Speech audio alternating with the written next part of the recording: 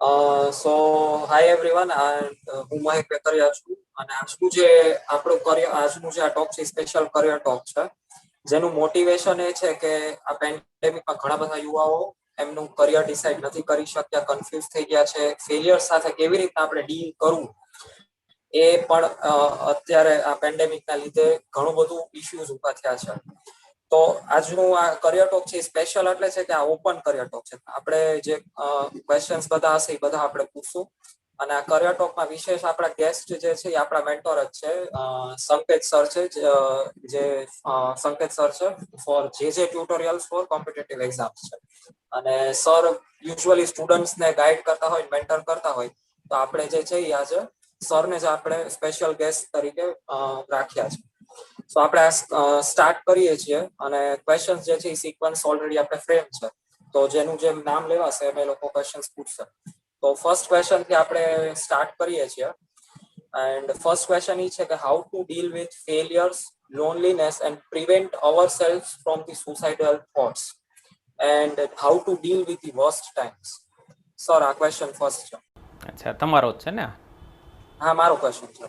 Okay, એટલે આમ એક સ્પેશિયલ થેન્ક્સ મારે કહેવાના મહેકને પણ, કારણ કે 1 વર્ષથી એણે જે જાળવી રાખ્યું પેશન્સ. ગયા વર્ષે જે ક્રાઇસ્ટ કોલેજના સ્ટુડન્ટ્સે મારી આવી રીતે એક ટોક કરી હતી અને એ જોઈ અને એને ઈચ્છા થઈ કે આવી રીતે આપણા સ્ટુડન્ટ્સ માટે પણ કરીએ એક. તો એટલે હું ઘણીવાર ક્લાસમાં કહેતો મારી આગળ કોઈ કામ કરાવવું હોય તો પાછળ પડી રહેવું પડે. એટલે એ મહેકે કર્યું 1 વર્ષ સુધી. તો વધુ ક્વેશ્ચન્સનો આપણે પ્રિવિલેજ મહેકને આપશું.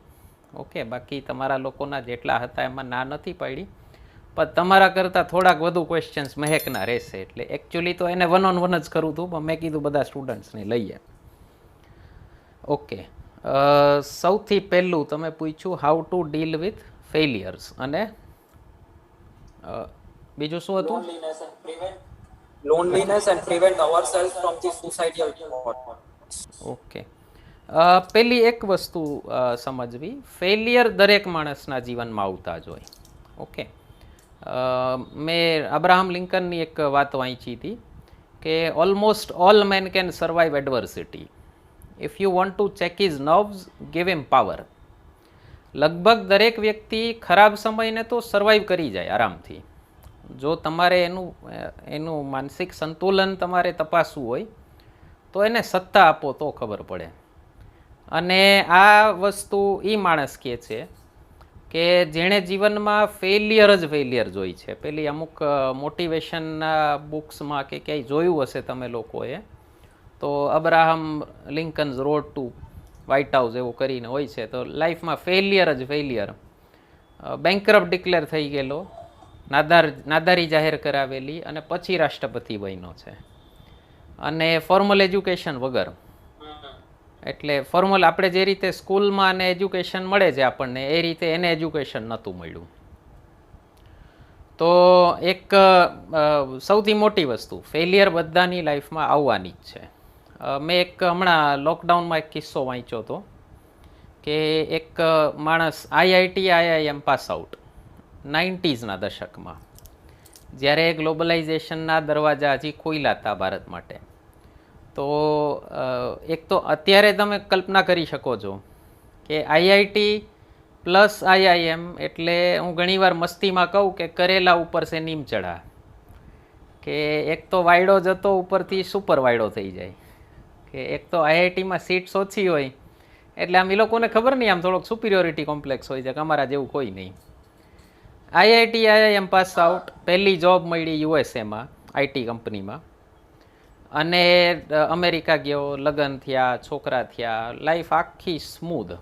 અને અમેરિકામાં જે રિસેશન આવ્યું 2008માં, એમાં એની જોબ છૂટી ગઈ અને સુસાઇડ કરી લીધું એણે. શું કામ? આ છે ને ટેક્સ્ટ બુક એક્ઝામ્પલ છે કે આપણું સ્કૂલ એજ્યુકેશન કેટલું ફેલિયર છે. કે તમને મતલબ એ માણસને સક્સેસ હેન્ડલ કરતા આવડતી હતી, એણે કોઈ દિવસ ફેલિયર જોઈ જ નથી. એક વસ્તુ ધ્યાનમાં રાખવી હંમેશા કે ફેલિયર આવવાની જ છે અને હું ઘણીવાર પેરેન્ટ્સ લોકો સાથે વાત થતી હોય, મારે તો ઓછી થતી હોય, સ્કૂલવાળા ટીચર્સ એવું કહે છે કે અમે સ્ટુડન્ટ સાથે ડીલ જ નથી કરતા, પેરેન્ટ્સ સાથે ડીલ કરીએ છીએ.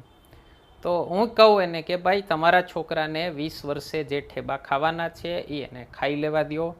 એ ઠેબા એ 40 વર્ષે 45 વર્ષે ખાશે ને તો એને બહુ અઘરા પડશે, એને ખબર નહીં પડે કે આને હેન્ડલ કેમ કરવા. ઓકે, એટલે પહેલી એક વસ્તુ મગજમાં રાખો કે ફેલિયર દરેકના જીવનમાં આવવાની જ છે.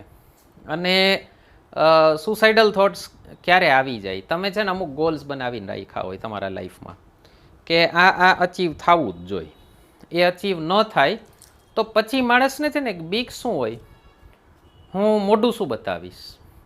જે સ્ટુડન્ટ્સ જે સુસાઇડ કરતા હોય છે ને, જે 8મા 9મા ધોરણના છોકરા, વિચાર કરો તમે, 9મા ધોરણના છોકરા, આપણે અહીંયા ઘણી જગ્યાએ ઘણી સ્કૂલ્સમાં તો એવો રિવાજ છે ને કે 9મું ભણાવતા જ નથી, બરાબર ને વત્સલ? ખોટું કહું છું કે 9મું ભણાવતા જ નથી, બરાબર? 10મું જ 2 વર્ષ ભણે છે. અને એટલો બોજો નાખ્યો હોય છોકરા માથે કે 10માં પર્સન્ટેજ લેવાના જ છે. ઓકે, મને એક વાત કહેજો, આમાંથી તમારા કોઈના પણ મમ્મી પપ્પાને પૂછી લેજો કે પછી ઇવન કોઈ સક્સેસફુલ માણસ તમારી નજરે જે સક્સેસફુલ હોય એને પૂછી લેજો 10માં 12માં કેટલા ટકા આવ્યા હતા. અને મેં હમણાં એક બહુ મસ્ત પ્રોજેક્ટ જોયો હતો, રાજકોટના 25 બહુ સફળ માણસો, પોતપોતાની ફિલ્ડના એકદમ ટોપના માણસો, એટલે બિઝનેસમાં આગળ પડતા હોય અથવા ચાર્ટર્ડ એકાઉન્ટન્ટ હોય અથવા ડૉક્ટર હોય તો આગળ પડતા હોય, એવા 25 લોકોનું સમૂહ એક ભેગો થયો હતો અને બધા વિરાણીના. ઓકે, એટલે હું કોઈ એક સ્કૂલનું પ્રમોશન નથી કરતો, પણ ગ્રાન્ટેડ સ્કૂલ છે અને મહિનાની 100 રૂપિયાની ફીસ છે સાહેબ અત્યારે. હા, ઓકે, મને ખબર એટલે છે કે ત્યાં એકાદું છોકરું દત્તક લેવાનો મારો પ્લાન છે ઘણા ટાઈમથી. એટલે દત્તક એટલે તમારે ખાલી એની વર્ષની ફી, સ્કૂલની ફી ભરી દેવાની 1200 રૂપિયા. એટલે એટલી આર્થિક રૂપથી એટલી નબળી પરિસ્થિતિમાંથી છોકરા આવતા હોય કે 1200 રૂપિયા પણ ભરવાના એના મા બાપ પાસે નથી. તો ઉપરથી તમને બહુ હેતુ ભરાય તો હજી એને સ્કૂલની ટેક્સ્ટ બુક લઈ દો, એ ઓપ્શનલ છે પાછું. ઓકે, આટલી સાધારણ સ્કૂલના છોકરાઓ અને બોર્ડમાં કે ક્યાંય એકે ટોપ કરેલા નહીં કોઈ. અને જરાક એક વસ્તુ નજર નાખજો કે જે છોકરાઓ પોતાના 10થમાં 12થમાં બોર્ડમાં સેન્ટરમાં ફર્સ્ટ આવ્યા હોય એ અત્યારે શું કરે છે, એમાંથી કેટલા લોકો જીવનમાં સફળ છે. તો આપણી જાત ઉપર આટલું બધું પ્રેશર નાખો ને તમે જ્યારે કે હવે તો મારું શું થશે. 9મા ધોરણના છોકરા સુસાઇડ કરે એટલે મેં કીધું શું કામ, પણ 9મા ધોરણના શું કામ? તો ટેસ્ટનું પ્રિપેરેશન નહોતું થયું અને ક્લાસરૂમમાંથી કોચિંગ ક્લાસવાળા ખરેખર હા એવા મહાન વિભૂતિઓ હોય છે. હું ચલાવું છું ને કહું છું કે એવું પ્રેશર નાખે છોકરાઓ માથે. હું નથી કરતો એટલે હું છૂટથી કહું છું. તો એટલું પ્રેશર નાખતા હોય. આ પેલા કોટાની જે ફેક્ટરીઓ ચાલે છે, સૌથી વધુ સુસાઇડ રેટ કોટામાં છે. કેટલી ખરાબ ટ્રીટમેન્ટ કરે છે છોકરાઓ સાથે કે જે દર વીકલી ટેસ્ટ લે અને જે સ્ટુડન્ટ્સને વીકલી ટેસ્ટમાં સારા માર્ક્સ આવે ને એને ક્લાસમાં આગળની બેન્ચીસમાં બેસવાનું અને જે છેલ્લા આવે એને પાછળ બેસવાનું. એટલે મતલબ શું થયો કે ઓલા તો બધા એને લેગાર્ડ્સ કહે છે. એ લોકો એ તો આમ થાય પીછલગ્ગુ જ છે, છેલ્લી બેન્ચે બેસવાવાળા, એ તો પાસ થવાના નથી. તમે ફોકસ આની, એટલે ભાઈ ફી તો ઓલા એટલી જ આપે છે, આના મા બાપ કંઈ નોટ ઉપર હીરા ટાંકીને થોડી દે તમને. તો એટલે પછી છે ને કોઈ છોકરાને માની લો હોમ સિકનેસ થઈ, ખાવાનું ન ભાવ્યું, તબિયત ખરાબ થઈ હોય, કાંઈ પણ થયું હોય અને એક વીક એ ટેસ્ટમાં સારું પરફોર્મ ન કરી શકે તો એને આગળની બેન્ચેથી બહુ અપમાનિત કરીને પાછળની બેન્ચે મોકલવામાં આવે અને સવારના 8થી રાતના 10 વાગ્યા સુધીનો એ લોકોનો દિવસ ફિક્સ છે.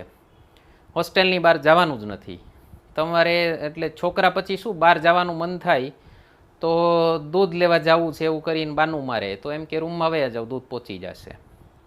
એટલે વોર્ડનને પૂછ્યા વગર હોસ્ટેલની બહાર નહીં જવાનું. આમ રીતસર જેલના કેદીઓ હોય એવી સ્થિતિ હોય છે.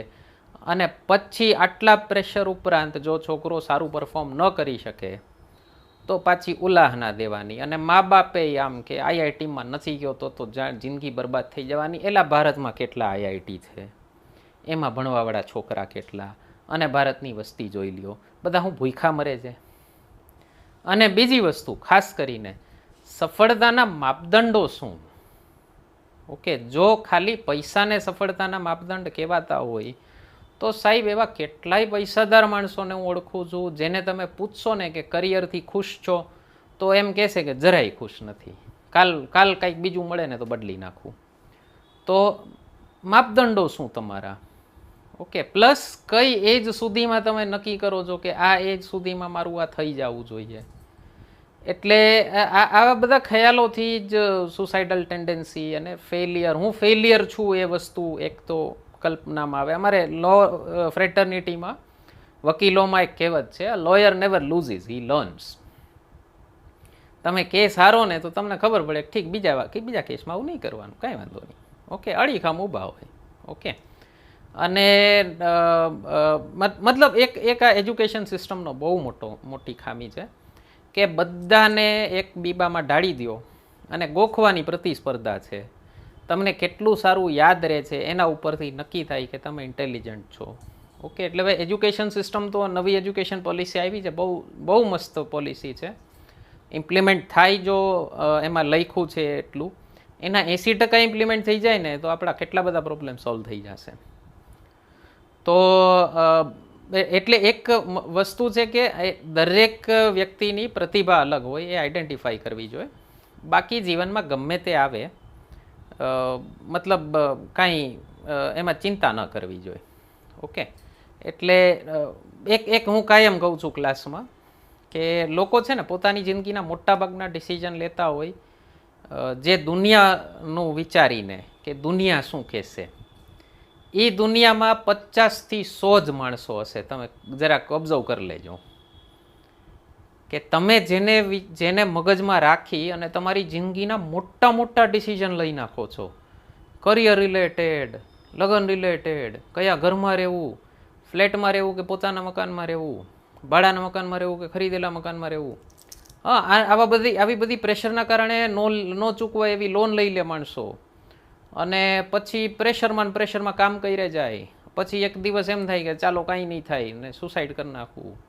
ઓકે, તો એ તમે આવા બધા જે ડિસિઝન્સ લેતા હોય ને લોકો, મોઢું શું બતાડીશ, એમાં તમે જોઈ લેજો કે દુનિયા શું કહેશે ને એમાં 50થી 100 જ માણસો હશે તમારી દુનિયામાં.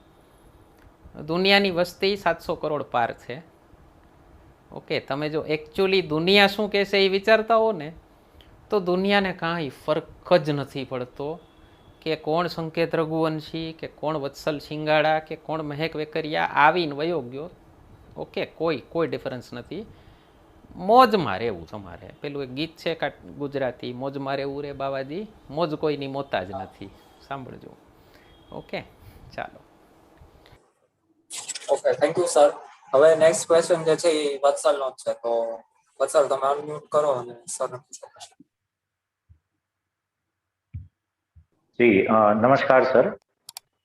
મને એક ક્વેશ્ચન હતો કે આપણે ઘણા સમયથી એવું સાંભળીએ છીએ, મેઇન જે આવ્યું છે 3 ઇડિયટ મૂવી પછી આ ઘણું બધું સાંભળેલું કે ફોલો યોર પેશન એમ આ સાંભળેલું છે બધે, જ્યાં પણ આપણે કરિયર ચૂઝ કરવાની કે એવી કાંઈ પણ વાત આવે તો એના માટે.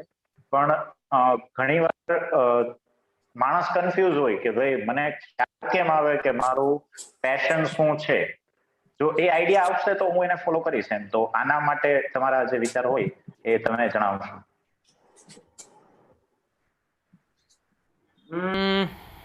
એક વાક્ય મેં બહુ મસ્ત વાંચ્યું હતું, સાંભળ્યું હતું કે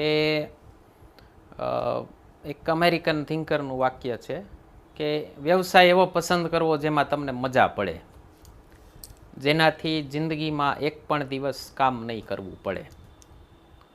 તો આનું આપણું ભારતીય દર્શનમાં શું આનો વર્ઝન છે કે પહેલી વસ્તુ, કામ એવું કરવું જે ગમતું હોય.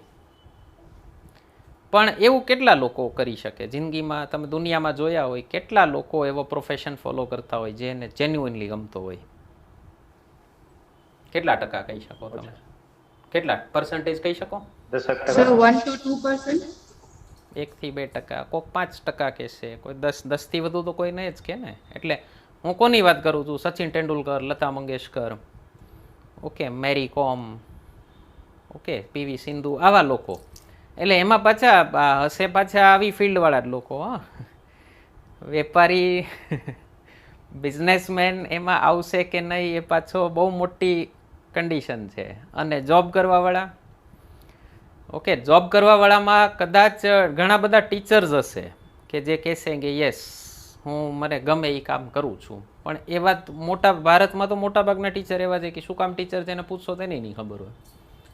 ઓકે, આપણે બાય ચોઇસ ટીચર થોડી બને છે, આપણે તો બાય ચાન્સ બને છે કે છેલ્લે કાંઈ ન બન્યા તો પછી રગડ ધગડ બીએડ કરી નાખ્યું, નાલો લાગી ગયા સ્કૂલમાં. અને પ્રાઇવેટ સ્કૂલની હાલત તો બહુ ખરાબ છે સાહેબ. પ્રાઇવેટ સ્કૂલના ટીચર્સના ક્વોલિફિકેશન જોઈ લેશો તો તમને એમ થશે કે મારા છોકરાને હું કામ આમાં મૂકું છું. ઓકે, એટલે કોઈ પર્ટિક્યુલર સ્કૂલની વાત નથી કરતો, ઇન જનરલ વાત ચાલે છે. પણ એક લાઈન છે કે જે ગમતું હોય એ કરવું. એવું ન મળે તો બીજી લાઈન છે કે જે કરતા હોય ને ગમાડી લેવું. ગમાડી લેવું એટલે કે જે કામ કરતા હો ને એ પૂરા દિલથી કરવું હોય. હા, હું એવું નથી કહેતો કે તમે એવા પ્રોફેશનમાં છો કે જેમાં તમને ઈચ્છા જ નથી, આમ પરાણે જ કરો છો સાવ, તો તમને છે ને તમારું સ્ટ્રેસ લેવલ એક જગ્યાએ પહોંચી અને તમને કહી દેશે કે નહીં નહીં નહીં, આ કરિયર તો નહીં જ ચાલે અને બદલાવવી જ પડશે. ઓકે, ખબર કેમ પડે? દરેક વ્યક્તિની આદત હોય કે મારું કામ છે ને એ બહુ સારું નથી. ઓકે, એટલે મને ઘણીવાર મને સ્ટુડન્ટ્સ લોકો જેટલું શીખડાવે ને એ તો મારે એ લોકોની પૂજા કરવી જોઈએ ગુરુ પૂર્ણિમામાં. કે એમાં એ ખાસ કરીને જે બાજકણી પ્રજા હોય ને એકદમ, કે એણે તો એટલું શીખડાવ્યું હોય ને મને કે મને એમ થાય કે યાર આટલું તો મારા ટીચરોએ મને નથી શીખડાવ્યું. તો એકવાર હું ક્લાસમાં વાત કરતો હતો કે થાકી જવાય છે અને અઘરો છે ને બિઝનેસ. મને એક સ્ટુડન્ટે કીધું, મને કે તો સર બંધ કરી દો ને. મત જા આવા દે, બંધ થોડી કરાય.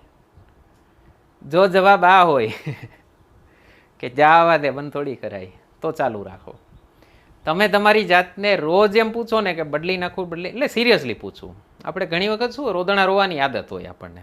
ઓકે, તમે જોજો માણસ હસી ખુશી આખી જિંદગી કાઢશે પણ એમાંથી કેટલાય વર્ષ રોદણા રોવામાં જ કાઢી નાખશે કે હું દુઃખી છું. આપણે કે દુઃખી હોવામાં મજા આવે છે. ઓકે, દુઃખ રોવામાં મજા આવે, એની પોતાની મજા છે. તો એવું નથી કરતા ને આપણે, એક જરાક ધ્યાનમાં રાખી લેવું. ઓકે, તો તમને લાઈન ચેન્જ કરવાનો ખ્યાલ આવે. ઓકે, બાકી પેશન શું છે એ ઘણા લોકોને છે ને નાનપણમાં આઈડિયા આવી ગયો હોય કે આ મારું પેશન છે. ઓકે, નો આઈડિયા આવે તો ચિંતા ન કરવી. ઓકે, તમે એક વખત 20-22 વર્ષ પાર કરી જાઓ, ઓકે, પછી લાઈફ જે જગ્યાએ લઈ જાય ત્યાં વયા જાઓ, કોઈ ચિંતા ન કરવી. ઓકે, રસ્તો ચેન્જ થવાનો છે તો એની મેતે થશે. ઓકે, તમને કામ કરતાં કરતાં એની મેતે દેખાઈ જશે.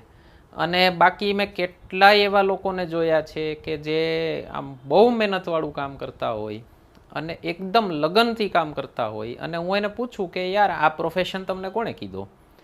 તો એટલે તમારા ફેમિલીમાં કોઈ છે કે ના ના ના? તો મેં તો કોણે કીધો? મારા પાડોશમાં એક છોકરો છે ને એ જાતો હતો તો એ મને લઈ ગયો. તો ધીમે ધીમે કે ફાવી ગયું તો ગમી ગયું. તમે મોટાભાગના લોકોને જોશો ને તો એને એકચ્યુઅલી પોતાના કામ સાથે ફરિયાદ આવી જ રીતે કામમાં રમી ગયા હોય છે. ઓકે, અને હજી એ તમને કન્ફ્યુઝન થાય કે તો બે વચ્ચે આઈડેન્ટિફાઈ કેમ કરવું? તો સ્વામી વિવેકાનંદની એક પ્રાર્થના છે, એનું એક ઇંગ્લિશ વર્ઝન એ બહુ ફેમસ છે કે હે ઈશ્વર, મને જે વસ્તુ નથી એ બદલવાની શક્તિ આપજે, જે હું બદલી નથી શકતો એ સ્વીકાર કરવાની શક્તિ આપજે, અને બંને વચ્ચે ભેદ કરવા માટેનો વિવેક જ્ઞાન આપજે. કે બે વચ્ચે પછી ડિફરન્શિએટ કરવું ને બહુ પાતળી ભેદરેખા હોય. ઓકે, બોલો નેક્સ્ટ ક્વેશ્ચન. નેક્સ્ટ ક્વેશ્ચન છે રાજનો છે.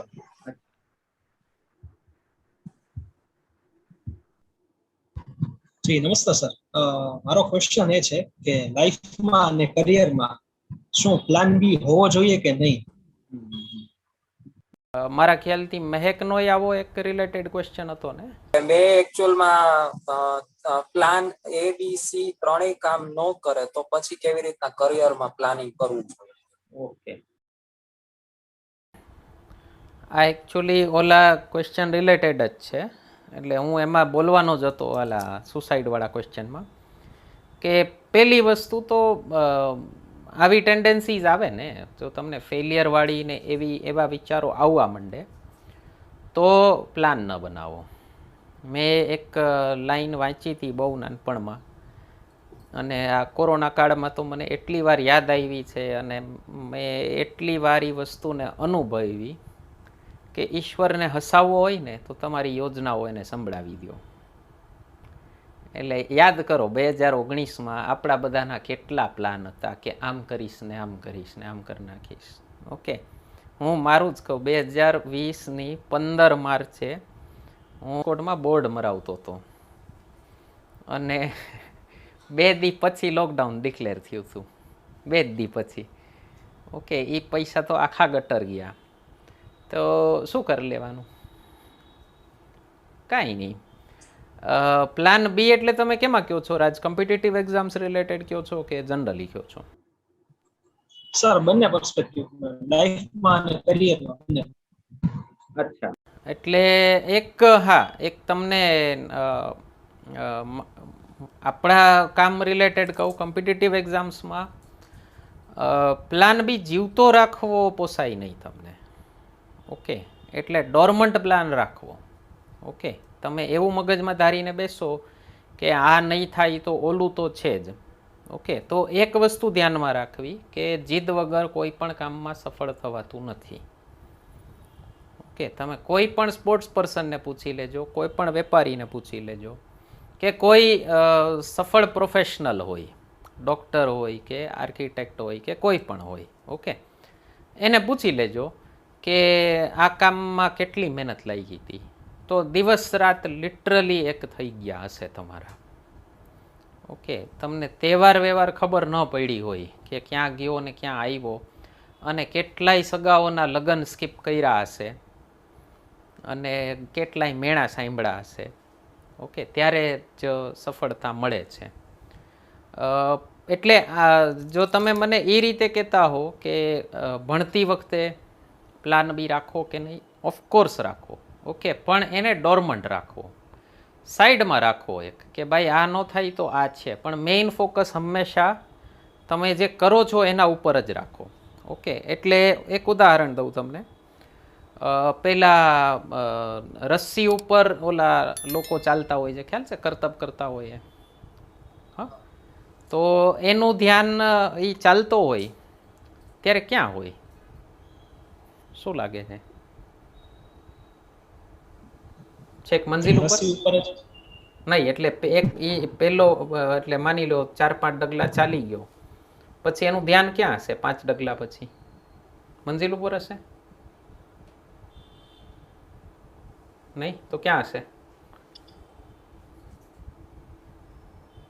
ક્વેશ્ચન સમજાય છે શું પૂછું? હા, 5 ડગલા ચાલી ગયો પછી એનું ધ્યાન ક્યાં હશે?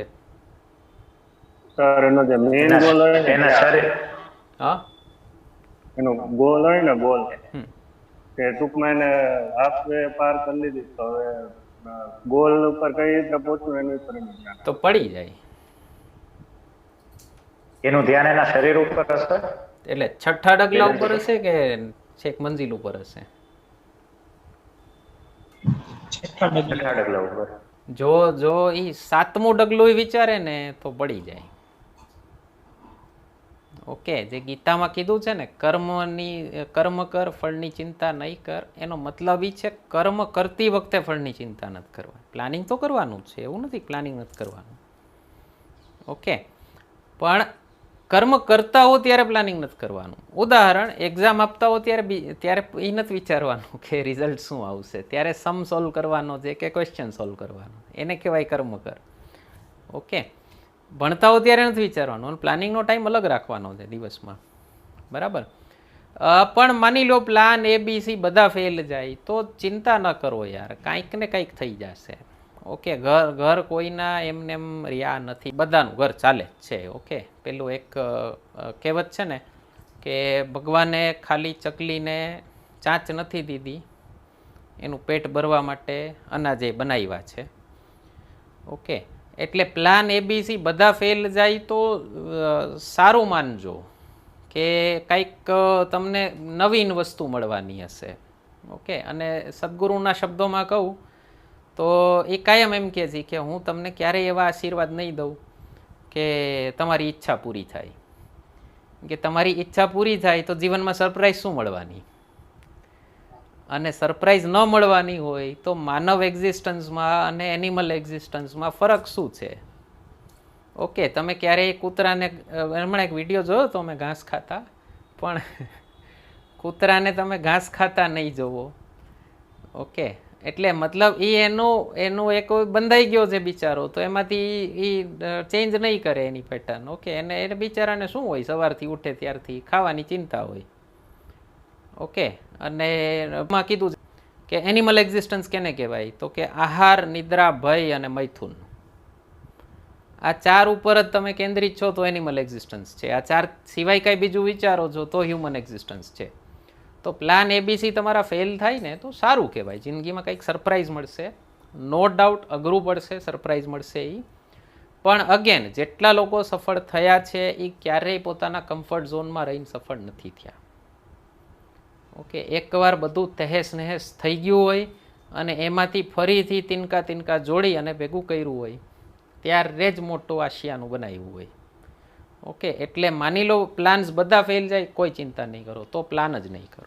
તમને મેતે રસ્તો દેખાઈ જશે. 5 ડગલા ભર્યા, 6ઠા ડગલા ઉપર ધ્યાન રાખો, તમને મેતે ક્લિયર થશે રસ્તો. ઓકે, અને હું એકલો નથી કહેતો, કેટલાય સફળ માણસો આગળ સાંભળેલું છે, એ થઈ પડશે યાર, કોઈ ચિંતા નહીં કરો. ઓકે, એમાંથી તમને કાંઈક એવું દેખાશે કે આ મને મારો ગમતું વસ્તુ છે, આમાંથી મને એક રસ્તો મળે એમ છે, આમાંથી મંજિલ દેખાય છે. ઓકે, મથવાનું ન છોડવું ક્યારેય. તમે છોડી દો ને મથવાનું તો અઘરું થઈ જાય. ઓકે, બાકી બહુ ઝાઝા બધા ગોલના બોજા લઈને ન ફરવું કે ફલાણું અચીવ કરી નાખવું છે. અનુભવથી કહું છું. ઓકે, લઈને ફરશો એટલે થાકશો, બીજું કાંઈ નહીં થાય. એનાથી તમારું પરફોર્મન્સ ઘટશે, વધશે નહીં. ઓકે, બોલો નેક્સ્ટ. Next question Kinjal.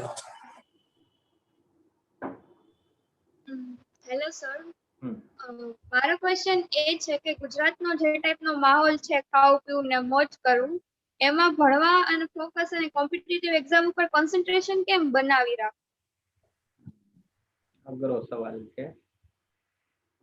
કારણ કે આપણે છે ને અહીંયા કોણ જાણે આમ એવું મગજમાં નાખી દીધું છે કે જિંદગી એટલે જલસા, અને એ જલસાઈ પાછા એ લોકોના અમુક એક પરિમાણો છે કે તમે આ કરતા હો ને તો જ એને જલસા કહેવાય.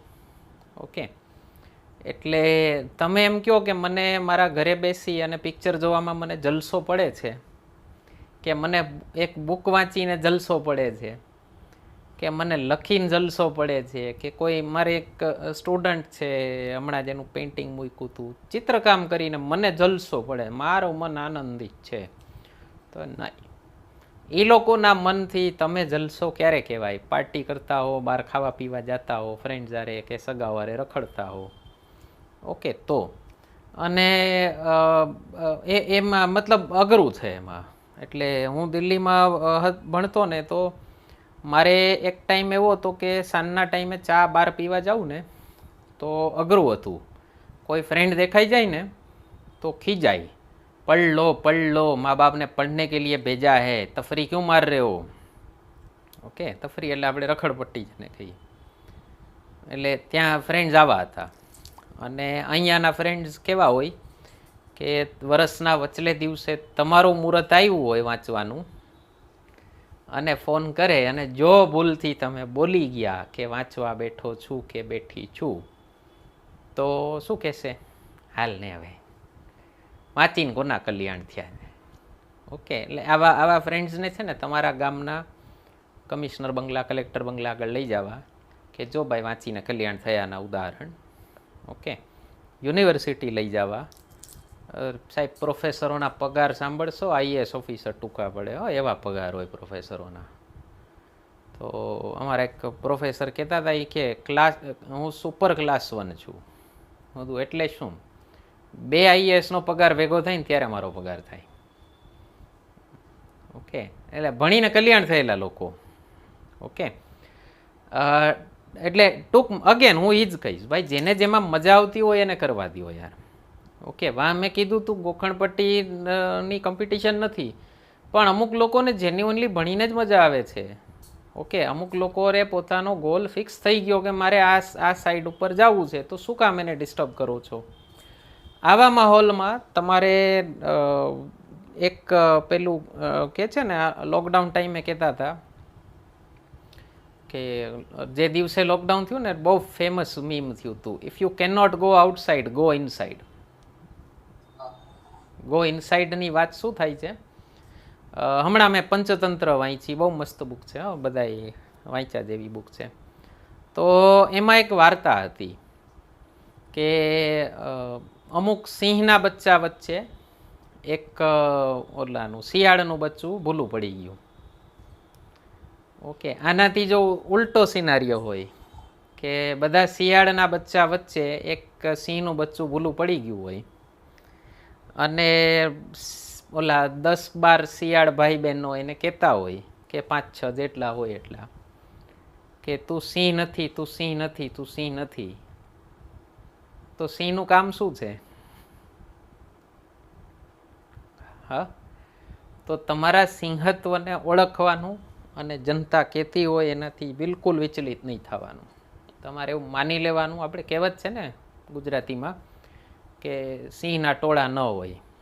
ઓકે, તો તમે જે કામ કરો છો, જે ગોલ લઈને બેઠા છો એના ઉપર ફોકસ્ડ રહ્યો. ઓકે, અને અત્યારે તમે તો બહુ સારા સમયમાં ભણો છો કે ઇન્ટરનેટ છે, તો તમારી પાસે ઘણા બધા ફોરમ છે, એવા બધા ઓનલાઈન ઘણા બધા હોય છે, બ્લોગ્સ ને બધું, કે જેમાં તમે જોઈ શકો કે બીજા લોકો કેટલું ભણે છે, શું પ્રોગ્રેસ કર્યો બીજા લોકોએ, અને તમને આમ એક આમ ડેડિકેટેડ રહ્યો ગોલ તરફ. ઓકે, એટલે મને ઘણા સ્ટુડન્ટ્સ પૂછે કે યુપીએસસીની તૈયારી માટે દિલ્હી જવું જરૂરી છે? હું કહું હવે જરૂરી નથી ભાઈ. ઓકે, મેં જ્યારે તૈયારી કરી હતી ત્યારે ઇન્ટરનેટ લક્ઝરી હતી. ઓકે, હવે ઇન્ટરનેટ તમારા ખિસ્સામાં છે. ઓકે, અને 2016 પહેલાં 1 GB ઇન્ટરનેટના જેટલા રૂપિયા લેતા હતા ને મહિનાની 1 GBના, એટલા રૂપિયામાં તમને રોજની 1.5 GB મળે જ હવે. ઓકે, એટલે હવે તમારા માટે ઓલી આખું નેશનલ કનેક્ટિવિટી ઘરે બેઠા ઇઝીલી મળે છે, એટલે હવે જરૂર નથી. પણ એનો ઉપયોગ કઈ રીતે કરવાનો, તમને જ્યાં વધુ સારી રીતે, તમને જ્યાંથી મોટિવેશન મળે, તમને એમ થાય કે માર્ગથી ભટકવા નથી દેતા. ઓકે, તો એવા ફ્રેન્ડ્સ રાખો. બને ત્યાં સુધી સર્કલ ચેન્જ થવાનું જ છે તમારું. તમે પ્રોફેશનલ લાઈફમાં જાશો એટલે ફ્રેન્ડ સર્કલ ચેન્જ થવાનું જ છે. અને તમે લાખ ઈચ્છશો તમારા સ્કૂલ ફ્રેન્ડ્સ સાથે, તમને પછી ઓલી પહેલાં જેવી ઓલું કહેવાય ને ફ્રીક્વન્સી મેચ નહીં થાય. ઓકે, અમુક હશે તમારા સ્કૂલ ફ્રેન્ડ્સમાં 2, 3, 4, 5 ફ્રેન્ડ્સ એવા હશે કે જેની સાથે લાઈફ લોંગ ચાલે, બરાબર, પણ મેજોરિટી સાથે નહીં મેચ કરે. ઓકે, એટલે એ ચેન્જ થવાનું જ છે અને નેચરલી થશે યાર. તમારું સર્કલ ચેન્જ થશે, તમે બહારગામ જાઓ કે પછી જોબ ચેન્જ કરો કે પ્રોફેશન ચેન્જ કરો એટલે નવા ફ્રેન્ડ્સ બનવાના જ છે. તો અત્યારથી એ રિયાલિટીને સ્વીકારી લ્યો. અને એક વસ્તુ યાદ રાખજો, ફ્રેન્ડ એને કહેવાય જે તમને તમારી કરિયરમાં સફળ થવામાં મદદ કરે. જે મદદ ન કરતા હોય અને અડચણરૂપ હોય ને એ મિત્ર ન કહેવાય. ઓકે, મારે દિલ્હીમાં 50 ફ્રેન્ડ્સ હતા. હું બહુ સોશિયલ માણસ છું. 50 ફ્રેન્ડ્સ એવા કે જેને હું વીકમાં કે 15 દિવસે એકવાર મળું જ છું. એક એટેમ્પ્ટ આપ્યો યુપીએસસીનો, પ્રિલિમ્સ ફેલ થયો, પછી અમુક જે ખરેખર મિત્રો હોય ને, જે હિતેચ્છુ હોય. ઓકે, ફ્રેન્ડ્સમાં અમુક હિત શત્રુ હોય. ઓકે, હોય મિત્ર પણ તમને લાગતા હોય મિત્ર, પણ હોય હિત શત્રુ. કરતા હોય હિત જ, કંઈક ને કંઈક શીખડાવતા હોય, પણ કામ શત્રુનું કરતા હોય. તો જે હિતેચ્છુઓ હતા ને એણે મને સલાહ આપી કે યાર તું શું કરવા આવ્યો છો અહીંયા, આટલું સોશિયલ રેમાં નહીં ત્યારે એક્ઝામ પાસ નહીં થાય. સેકન્ડ એટેમ્પ્ટ બધાથી કટઆઉટ થઈને વાંચ્યું, પ્રિલિમ્સ ક્લિયર થઈ, મેઇન્સ આપી, અને 1 વર્ષ કોઈના ફોન જાજા ઉપાડતો જ નહોતો. તો ઓલા 50માંથી 15 બચ્યા. પણ મને ખબર પડી કે આ લોકો સાચા છે. ઓકે, એ 15 હારે હજી દોસ્તી છે. ઓકે, પણ ફ્રેન્ડ્સ એવા આઈડેન્ટિફાઈ કરો જે તમને તમારી કરિયરમાં, તમારા ગોલમાં હેલ્પફુલ થાય, નડે નહીં. બરાબર? જી બોલો નેક્સ્ટ. નેક્સ્ટ ક્વેશ્ચન કિશનનો. નમસ્તે સર. સર મારો ક્વેશ્ચન એ હતો કે વિદ્યાર્થી જીવનમાં યોગ, શ્રદ્ધા અને આધ્યાત્મનું મહત્વ શું? ફરીથી પૂછો. સર વિદ્યાર્થી જીવનમાં યોગ, શ્રદ્ધા અને આધ્યાત્મનું મહત્વ શું? યોગ, શ્રદ્ધા અને આધ્યાત્મ. વાહ વાહ, ઘણો મોટો ક્વેશ્ચન પૂછી લીધો. ઓકે, યોગ પેલી વસ્તુ જે યોગ અત્યારે જે આપણે જેને પોપ્યુલર યોગ સમજીએ છીએ, બાબા રામદેવે જેને પોપ્યુલરાઇઝ કર્યું, એમાં મુખ્યત્વે આસનો જ છે. ઓકે, એટલે એ આસનો યોગનો એક પાર્ટ છે. યોગના જે અષ્ટાંગ યોગનો માર્ગ છે એમાંનો આસન એક ભાગ છે. એવો જ એક બીજો ભાગ પ્રાણાયામ પણ છે. ઓકે, તો એ આસન પ્રાણાયામથી પહેલી વસ્તુ તો બોડીલી તમને બેનિફિટ તો થશે જ. ઓકે, કાંઈ ન કરો તો ખાલી 12 સૂર્ય નમસ્કાર કરી જોજો તમે, મને 1-1.5 મહિનામાં કહેજો કે તમારા બોડીની ફ્લેક્સિબિલિટી કેટલી વધી ગઈ.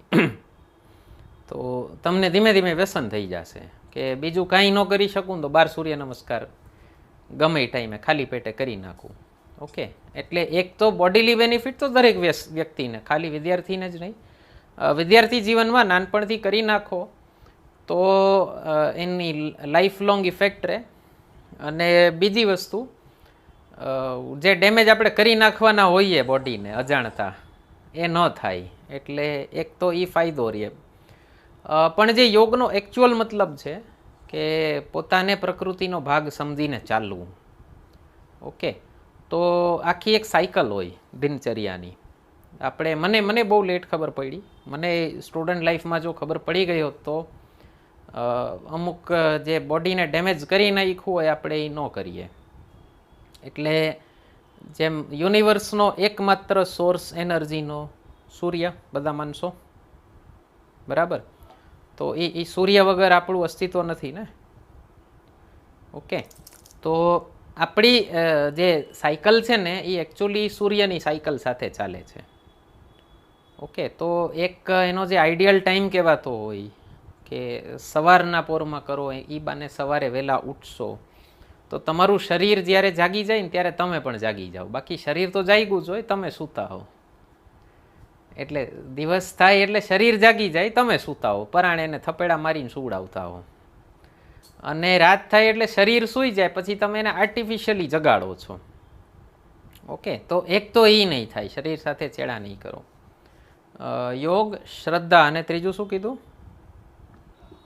આધ્યાત્મ. આધ્યાત્મ. Okay okay okay. એમાં એવું છે કે તમે જે ફેઝમાં છો, ખાસ કરીને ઘણા ફ્રેન્ડ્સ એવા હશે કે, અને અત્યારે તો એક ફેશન છે નાસ્તિકતા હોવાની. ઓકે, હું નાસ્તિક છું. તો એ લોકોને બિચારાને એકચ્યુઅલી ખબર નથી. એકચ્યુઅલી એ શુદ્ધ રૂપથી નાસ્તિક કંઈ નથી.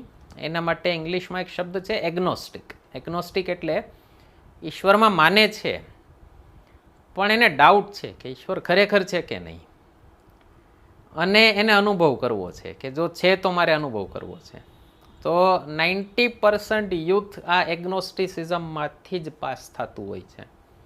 ઓકે, હુંય થયેલો છું. સ્વામી વિવેકાનંદ રામકૃષ્ણને મળ્યા ને ત્યારે એગ્નોસ્ટિક જ હતા. અને એમના સ્વામી વિવેકાનંદના પિતાજી જ્યારે ગુજરી ગયા, બહુ મોટા વકીલ હતા, બહુ પૈસાદાર ફેમિલી હતું, અને બહુ મોટો કરજો છોડીને ગયા હતા. એટલે આખો રિવર્સ સિનારીઓ થઈ ગયો. જે પૈસાદાર ફેમિલી હતું એમાંથી બોજો આવી ગયો માથે સ્વામી વિવેકાનંદના, અને સ્વામી વિવેકાનંદ ગયા રામકૃષ્ણ પાસે કે ઠાकुर मेरी श्रद्धा डगमगा रही है. એટલે રામકૃષ્ણએ કીધું ઉખાડ કે ફેંક દે ऐसी श्रद्धा को, जाके गंगा मैया में डुबो दे, मुझे नहीं चाहिए ऐसी श्रद्धा. ઓકે, શ્રદ્ધા એટલે શું? મેં કીધું માની લ્યો. શું કામ માનો? ઓકે, આપણે ત્યાં ભારતીય દર્શનમાં સૌથી બેસ્ટ વસ્તુ છે માનો નહીં જાનો. આપણે એ વાળા દર્શન છીએ. ઓકે, તો આ જ સમય છે યાર. તમારા મનમાં 50 પ્રશ્ન ઉઠતા હશે, એ જગાડો. હું સુવડાવવા નથી કહેતો. દિવસના 1000 પ્રશ્નો ઉઠતા હશે, આ કેમ આમ, ઓલું કેમ આમ. એ જગાડો, નથી ડામવા.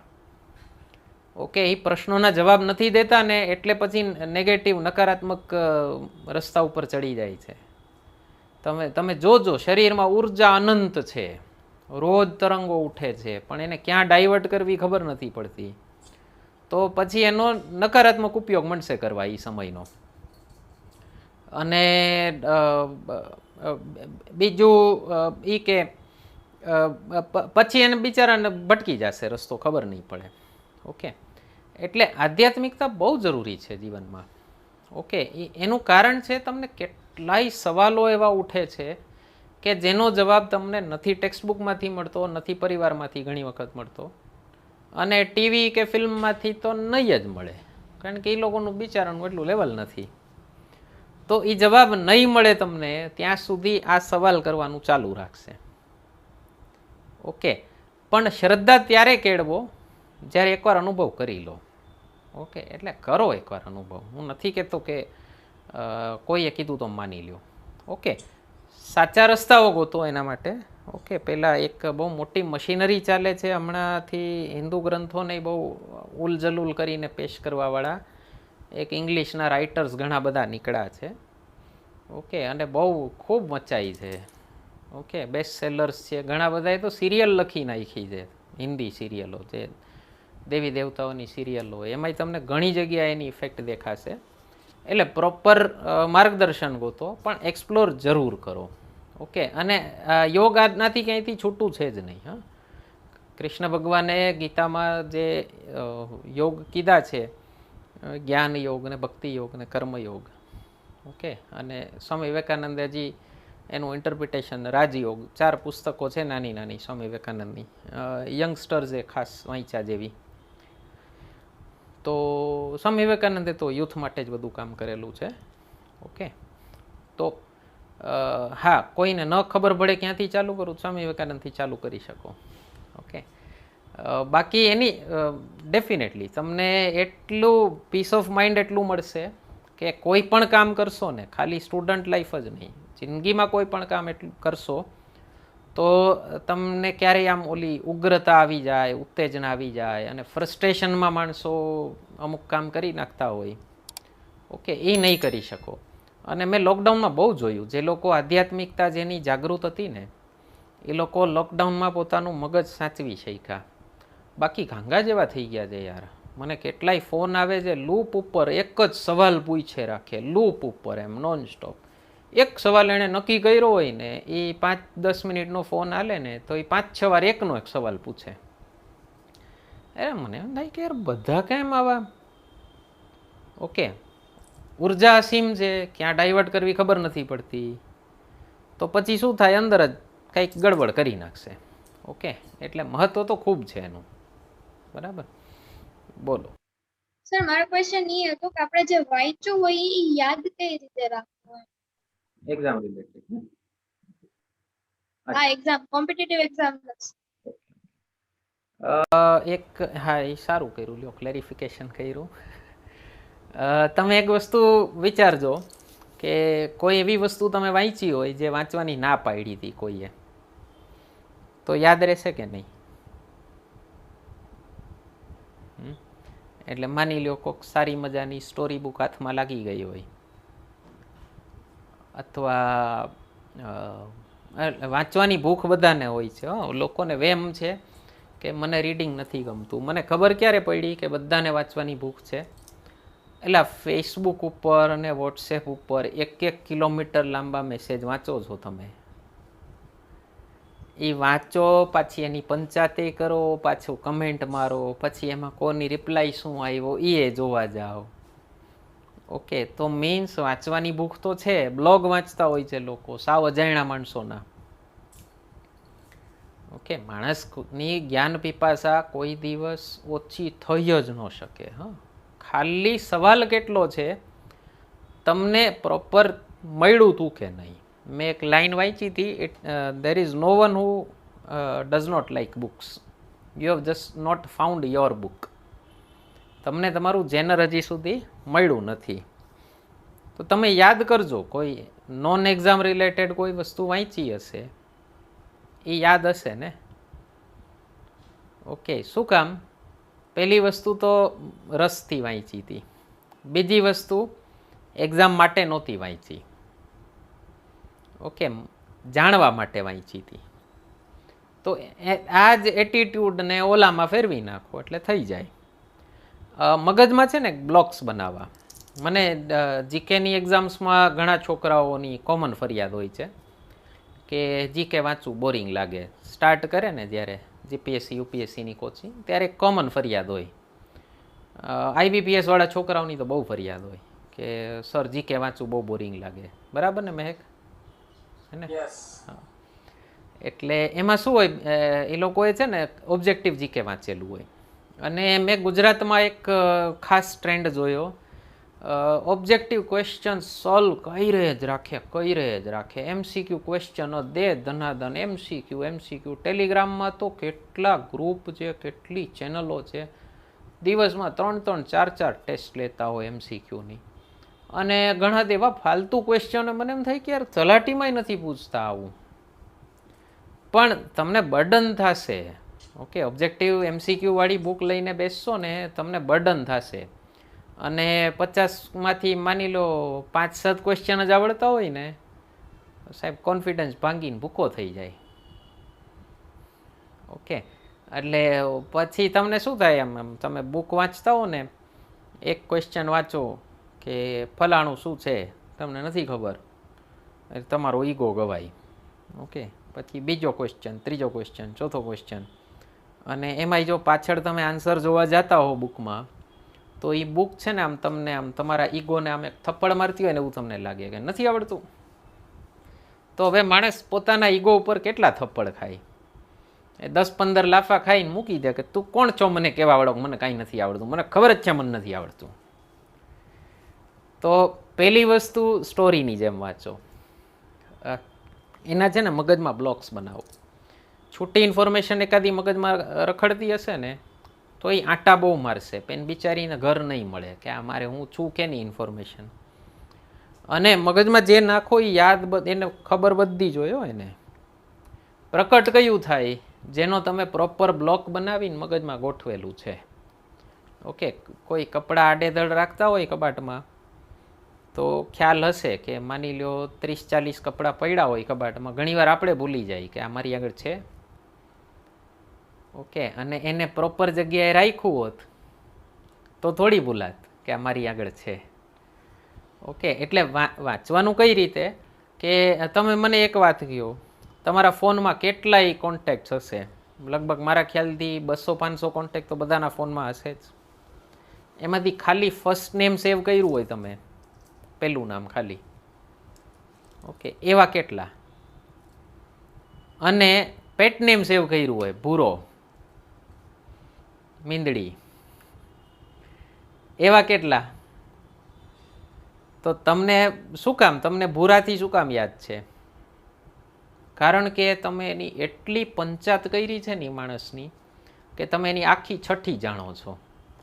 એટલે એનો ફોન આવશે ને એટલે તમારા મગજમાં ઓકે એની આખી કુંડલી એકવાર આમ ફ્લેશબેક થઈ જતી હોય. તો તમે જ્યારે જીકે વાંચો ને, ત્યારે કોઈ પણ માની લો કરંટ અફેર્સના ફેક્ટ્સ એ વાંચતા હો ને, તો એની તમારે છે ને પંચાત કરવાની. કેટલી પંચાત? એ તમને ફર્સ્ટ નેમ બેઝિસ ઉપર યાદ ન રહી જાય ને ત્યાં સુધી, કે ઓકે આ નીકળે ને એટલે હા હવે બધું યાદ છે મને. અને એક વખત સમજાઈ જાય ને પછી રિવિઝન કરવાની જરૂર નહીં પડે. ઓકે, ઘટી જશે. કારણ કે તમે મગજમાં એક વખત એનું આખી સંરચના બનાવી લેશો ને, તો એના ફેક્ટ્સ મેતે ગોઠવાઈ જશે. ઓકે, એટલે એક વસ્તુ તમારી જાતને સમજાવો. હું શું વાંચું છું એ તમને ખબર હોવી જોઈએ. અને એના માટે જરૂરી લાગે તો હું કાયમ ક્લાસમાં કહું છું કે 6 ક્વેશ્ચન્સ હોય. હુ, વેન, વોટ, વેર, આ 4 થયા ફેક્ચ્યુઅલ, અને વાય અને હાઉ આ 2 થયા કન્સેપ્ચ્યુઅલ. તો વાય અને હાઉ જાણી લો ને તો ઓલા 4 ફેક્ચ્યુઅલ ક્વેશ્ચન એમને યાદ રહેશે. હુ, વેન, વોટ, વેર યાદ રાખવાની જરૂર નહીં પડે. ઓકે, શું કામ થયું અને આનાથી શું, કેવી રીતે થયું અને આનાથી શું, ઓકે, શું કામ થયું, આ 2 વસ્તુ જાણી લો ને તો તમને ઓલા 4 યાદ રાખવાની બહુ તકલીફ નહીં પડે. હા, તમે જો ફેક્ચ્યુઅલ સબ્જેક્ટ્સનું કહેતા હો, પ્યોર ફેક્ચ્યુઅલ, જોગ્રાફી જેવા, જોગ્રાફીમાં કન્સેપ્ચ્યુઅલ ઘણું બધું હશે. ઓકે, ઘણું બધું ફેક્ચ્યુઅલ હશે. એ ફેક્ટ્સના પણ બ્લોક્સ બનાવો. ઓકે, એને આઈડેન્ટિફાઈ કરો. જેમ કે માની લો હમણાં સેન્સસનો આ પ્રશ્નો આવશે, વસ્તી ગણતરીના, તો તમે એને પ્રોપર એની ઇન્ક્વાયરી કરી હોય ને, માની લો ગુજરાતમાં તમે જોશો તો સૌથી વધુ વસ્તીવાળા જિલ્લાઓ 4: અમદાવાદ, સુરત, વડોદરા, રાજકોટ, બરાબર. પછી શહેરો પણ આ જ રહેશે 4. અચ્છા, હવે તમે બીજું જોશો કે જેન્ડર રેશિયો ક્યાં વધુ હશે, ક્યાં ઓછો હશે. તો લોએસ્ટ જેન્ડર રેશિયો સુરતમાં છે. એટલે જેટલા 1000 પુરુષો હોય કેટલી સ્ત્રીઓ છે એનો લોએસ્ટ રેશિયો સુરતમાં છે. શું કામ? માઇગ્રન્ટ લેબર વધારે. તો જે પ્રવાસી મજૂરો આવતા હોય તો મોટા ભાગે પુરુષો આવતા હોય મજૂરોમાં. તો સુરત ગામમાં શું થાય, પુરુષોની સંખ્યા વધુ હોય સ્ત્રીઓ કરતાં. ઓકે, અચ્છા, વસ્તી ગીચતા ક્યાં વધુ હશે? સુરતમાં. શું કામ? માઇગ્રન્ટ લેબર વધારે છે, બરાબર. અચ્છા, તો વસ્તી ગીચતા ઓછી ક્યાં હશે? જ્યાં રોજગારના અવસરો ઓછા હોય ત્યાં, કચ્છમાં, ડાંગમાં. ઓકે, તો આના ઉપરથી 2 ટેબલ 3 ટેબલ યાદ રહેશે. અચ્છા, હજી ખેતરના સાઇઝ ક્યાં મોટા હશે? જ્યાં વસ્તી ગીચતા ઓછી હોય. ઓકે, તો એક ટેબલ આ રીતે જો જોશો ને તમે ફેક્ચ્યુઅલી, તો એક ટેબલ ઉપરથી કેટલા બધા ટેબલ તમને બેઠા યાદ રહેશે. ઓકે, તો આ રીતના બ્લોક્સ બનાવશો ને મગજમાં તો જિંદગીમાં ક્યારેય નહીં ભૂલો તમે. ઓકે, ઓકે, આનું કયું છે, બરાબર. એટલે એ રીતે તમારી જાતને સમજાવીને વાંચો, તમને મજા આવે એવી રીતે વાંચો. અને રોજ પૂછવાનું કે આજે મને ગેઇન શું થયું, મને એઝ અ પર્સન શું ગેઇન થયું. ખાલી એક્ઝામ પર્સપેક્ટિવથી વાંચશો પાસ થઈ જશો, હું ના નથી પાડતો. ઓકે, પણ તમને બર્ડન થશે ખાલી એનું. ઓકે, મજા નહીં આવે. જો ઓલી લર્નિંગ પ્રોસેસની જોય ઓફ લર્નિંગ હોય ને એ તમને નહીં આવે. એ મળવું બહુ જરૂરી છે. બોલો બીજા ક્વેશ્ચન. હવે સર મારો ક્વેશ્ચન છે, what type of skills are required for a manager or a top executive to bring a change in the society, and how we can identify the problems which are root level problems to bring a cause in the society. એટલે entrepreneur plus society. હા, એટલે મારે change લઈ આવવો છે તો એના માટે કયા પેરામીટર્સ ધ્યાનમાં રાખવા જોઈએ, અને સપોઝ કે મને પ્રોબ્લેમ નથી મળતું કોઈ સોસાયટીમાં ડીપ રૂટેડ ઇશ્યુ હોય તો એ કેવી રીતના પ્રોબ્લેમ આઈડેન્ટિફાય કરે? પ્રોબ્લેમ્સ તો ઢગલાબંધ છે ભાઈ સોસાયટીમાં. એનો તો તૂટો જ નથી. અત્યારે આજે ગ્લોબલ વોર્મિંગ ને એના બધા જે પ્રશ્નો આવે છે તો એનાથી એટલું માનીને ચાલો કે જેટલા તમે એવું મોડલ બનાવશો ને કે જેનાથી સસ્ટેનેબલ ડેવલપમેન્ટ, એક યુનાઇટેડ નેશન્સનો વર્ડ છે, ગુજરાતીમાં કહેવાય છે ટકાઉ વિકાસ, હિન્દીમાં કહેવાય છે પોષણક્ષમ વિકાસ. તો હવે લોકોને ખ્યાલ આવ્યો છે એટલી વસ્તુ કે ઇકોનોમી અને એન્વાયરમેન્ટ અથવા સોસાયટી એને તમે સાઈડમાં રાખી, એટલે બેયને અલગ અલગ લઈને ન ચાલી શકો. તમે સોસાયટી એન્વાયરમેન્ટનું ધ્યાન રાખશો તો જ લોંગ ટર્મમાં તમારી ઇકોનોમી સસ્ટેન કરશે. તો આવા એન્ટરપ્રિનરશિપના મોડલની તો ખૂબ જરૂર છે, અને એ ભારતની યુએસપી હશે દુનિયા માટે. કારણ કે સસ્ટેનેબલ ડેવલપમેન્ટ એ લોકો માટે, વેસ્ટર્ન વર્લ્ડ માટે ફોરેન કન્સેપ્ટ હશે, નવો કન્સેપ્ટ હશે. ભારત માટે તો પ્રકૃતિ સાથે રહેવાનું એ આપણો કન્સેપ્ટ જ છે. અંગ્રેજો ભારત આવ્યા તો એ લોકોને એ જ નહોતી ખબર કે આ લોકોનો રિલિજિયન અમારે પેગન કેવો કે પછી પેગન એટલે પ્રકૃતિ પૂજક કેવા લોકોને કે વ્યક્તિ પૂજક કેવા કે કેવા કેવા. એટલે એ લોકોને શું હોય, એ લોકોને તે એક જ છે થેઇઝમ. થેઇઝમ એટલે એક ઈશ્વરમાં માને, તો એને એ લોકો કહે છે મોનોથેઇઝમ. તો એ લોકોએ આવીને જોયું કે ભારતમાં કેટલા બધા અલગ દેવી દેવતાઓ છે. તો પહેલાં કીધું કે પોલીથેઇઝમ છે, એટલે ઘણા બધા ઈશ્વરોમાં માને છે. પછી કીધું કે પ્રકૃતિ પૂજક છે, તો પેગન્સ છે. તો પેગન્સને પાછા એ લોકો બહુ નીચી દ્રષ્ટિથી જોવે. પછી હવે એ લોકો પછી વર્ડ ગોતતા હતા કે આ લોકોને કેમાં ફિટ કરવા. બે પેરેલલી ચાલે જ છે. ઓકે, તો હજી શંકરાચાર્યની લોકો હજી નથી સમજી શક્યા કે કેમાં ગણવું એમ. તો એટલે આપણા માટે તો બહુ જૂનો કન્સેપ્ટ છે. ઓકે, આપણા માટે તો સાધારણ ખેડૂતે એની ઓલું જે જમીનથી એક વેચ સુધીનો ભાગ એમ ગણે કે આ પ્રકૃતિ માટેનો, અમારે નથી લેવાનો. ઓકે, એના પછીનો મારો છે, પછીનો આનો છે. ઓકે, તો એ સસ્ટેનેબલ ડેવલપમેન્ટવાળું મોડલ તૈયાર કરશો તો લોંગ ટર્મ બહુ ફ્યુચર છે એનું. અને હમણાં ઇકોલોજીકલી સસ્ટેનેબલ બિઝનેસીસ ઘણા બધા ચાલુ થયા છે ઇન્ટરનેટ ઉપર. એટલે તમને ખ્યાલ હોય તો શેરડીના વેસ્ટેજમાંથી ડિસ્પોઝેબલ કપ્સ બનાવે છે, બાંબુના વેસ્ટેજમાંથી બનાવે છે. ઓકે, એ ઓલું પ્લાસ્ટિકનું અને પેપર કપે છે તો ખરાબ જ. પેપર કપમાં એ ટોક્સિન્સ ઘણા બધા હોય છે, આપણે ચામાં ને જે બધા પીતા હોઈએ તો એ છે તો ખરાબ જ. થર્મોકોલ એ ખરાબ જ છે. થર્મોકોલ એ કંઈ હ્યુમન બોડી માટે થોડું બનેલું છે. ઓકે, તો અત્યારે બધી ડિમાન્ડ્સ તો છે જ આવી બધી, બરાબર. પ્લસ સોસાયટલ તમે કહો છો બે એક ભેગું જ સમજજો એને, હા, અલગ ન સમજતા. ઓકે, એટલે એન્વાયરમેન્ટ એક એવો ઇશ્યુ છે મારી દ્રષ્ટિએ કે આપણે એની તરફ ધ્યાન જ નથી દીધું. અને એ જ્યારે પ્રકૃતિ જ્યારે બતાવશે ને કે એને કેટલો ડેમેજ થયેલું છે, લોકો બહુ ખરાબ શબ્દ પ્રયોગ વાપરતા હોય છે, પ્રકૃતિનો પ્રકોપ થયો અને તાંડવ કર્યું. બાપા, એનો પ્રકોપ નથી થયો. એ તમારા એવા પહેલાં વર્ષો લાખો વર્ષ પહેલાં હતી, તમારા ગયા પછી એ લાખો વર્ષ સુધી રહેવાની જ છે. તમે જેવી સ્થિતિ બનાવશો એમાં એ એડજસ્ટ કરશે. એક્શન રિએક્શન છે, બીજું કાંઈ નથી. અત્યારે આપણે જોઈએ છીએ કે 2 મહિનાનો વરસાદ 2 વીકમાં આવવા માંડ્યો છે. ઓકે, અત્યારે યુરોપમાં એનું વર્સ્ટ ફ્લડ ચાલે છે, ચાઇનામાં એનું વર્સ્ટ ફ્લડ ચાલે છે. આપણે છેલ્લા 2 વર્ષથી ભારતમાં જોતા હતા કે રેકોર્ડ તોડ વરસાદ 2 વર્ષ લગાતાર થયો.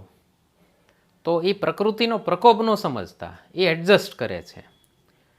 એ તો એડજસ્ટ કરી જશે, તમે બચશો કે એમાં. ઓકે, અને એ જ્યારે એડજસ્ટ કરશે ને ત્યારે માણસો છે ને બધા ભેદભાવ ભૂલી જશે. ત્યારે ખબર પડે તો સારું કે ભાઈ અંતે આપણે માણસો છીએ અને જીવવું હશે તો આટલું કરવું જ પડશે. ઓકે, એટલે સોસાયટીમાં પ્રોબ્લેમ્સ તો ઢગલા બંધ છે દોસ્ત. Okay, sustainable agriculture, sustainable development, એમાં સસ્ટેનેબલ ડેવલપમેન્ટ ગોલ્સમાં પોવર્ટી પણ છે અને લિટરસી પણ છે. ઓકે, એટલે એ મોડલ જો સારું સરસ રીતે એ મોડલ બનાવશો તો ડેફિનેટલી ચાલશે. પણ એક વસ્તુ ધ્યાનમાં રાખવી, લોકો છે ને જે યંગસ્ટર્સ બિઝનેસ અને કરિયરના પ્રોસ્પેક્ટ્સ જે આઈડેન્ટિફાઈ કરતા હોય એમાં એક ધ્યાન એ લોકોનું છે ને એક્સ્ટ્રા ઓર્ડિનરી પ્રોફિટ્સ તરફ બહુ હોય છે હમણાંથી. એટલે માર્ક ઝકરબર્ગને જોશે અને જેફ બેઝોસને જોશે. ઓકે, શું કામ એવડું મોટું બર્ડન રાખો તમારી માથે? ઓકે, ઓલું યાદ રાખવું, એક આદમી કો કિતની જમીન ચાહીએ. મને ખરેખર નથી સમજાતા હો. મને અમુકથી વધુ પૈસા કમાઈ લીધા હોય અને કેપેસિટી બહાર તોડતા હોય. ચાલો, તમે એવા દેવના દીકરા છો કે તમે જ્યાં હાથ નાખો ત્યાંથી પૈસા મળે છે, કોઈ નો પ્રોબ્લેમ. પણ નથી તમે એટલું સસ્ટેન કરી શકતા તો બાપા ખાલી એટલું જોઈ લ્યો ને કે મારી જરૂરિયાતો આરામથી પૂરી થાય છે. ઓકે, નેસેસિટી હોય, કમ્ફર્ટ હોય, લક્ઝરી હોય, હું એવું માનું છું કમ્ફર્ટ સુધી તમે આવી જતા હો ને તો લક્ઝરીમાં જવાની કોઈ જરૂર નથી. ઓકે, એ ભારતની સોશિયલ એન્ટરપ્રિનરશિપ મોડલ છે. આપણું જે શ્રી સવાવાળું જે કોઈ પણ વેપારી અકાઉન્ટ્સના ચોપડા લખશે ને તો પહેલાં શ્રી સવા લખશે. શ્રી સવા શું છે? 25% પ્રોફિટ કરો દર વર્ષે, આરામથી કરો. શ્રી સવા 500 નથી, માર્ક ઝકરબર્ગ વાળું કે 500% પ્રોફિટ કરો, એ ભારતનું મોડલ નથી. કમાયેલા છે, ધોમ પૈસા કમાયેલા છે. તમે સિદ્ધરાજ જયસિંહના ટાઈમનું ડોક્યુમેન્ટેડ હિસ્ટ્રી કહું છું તમને.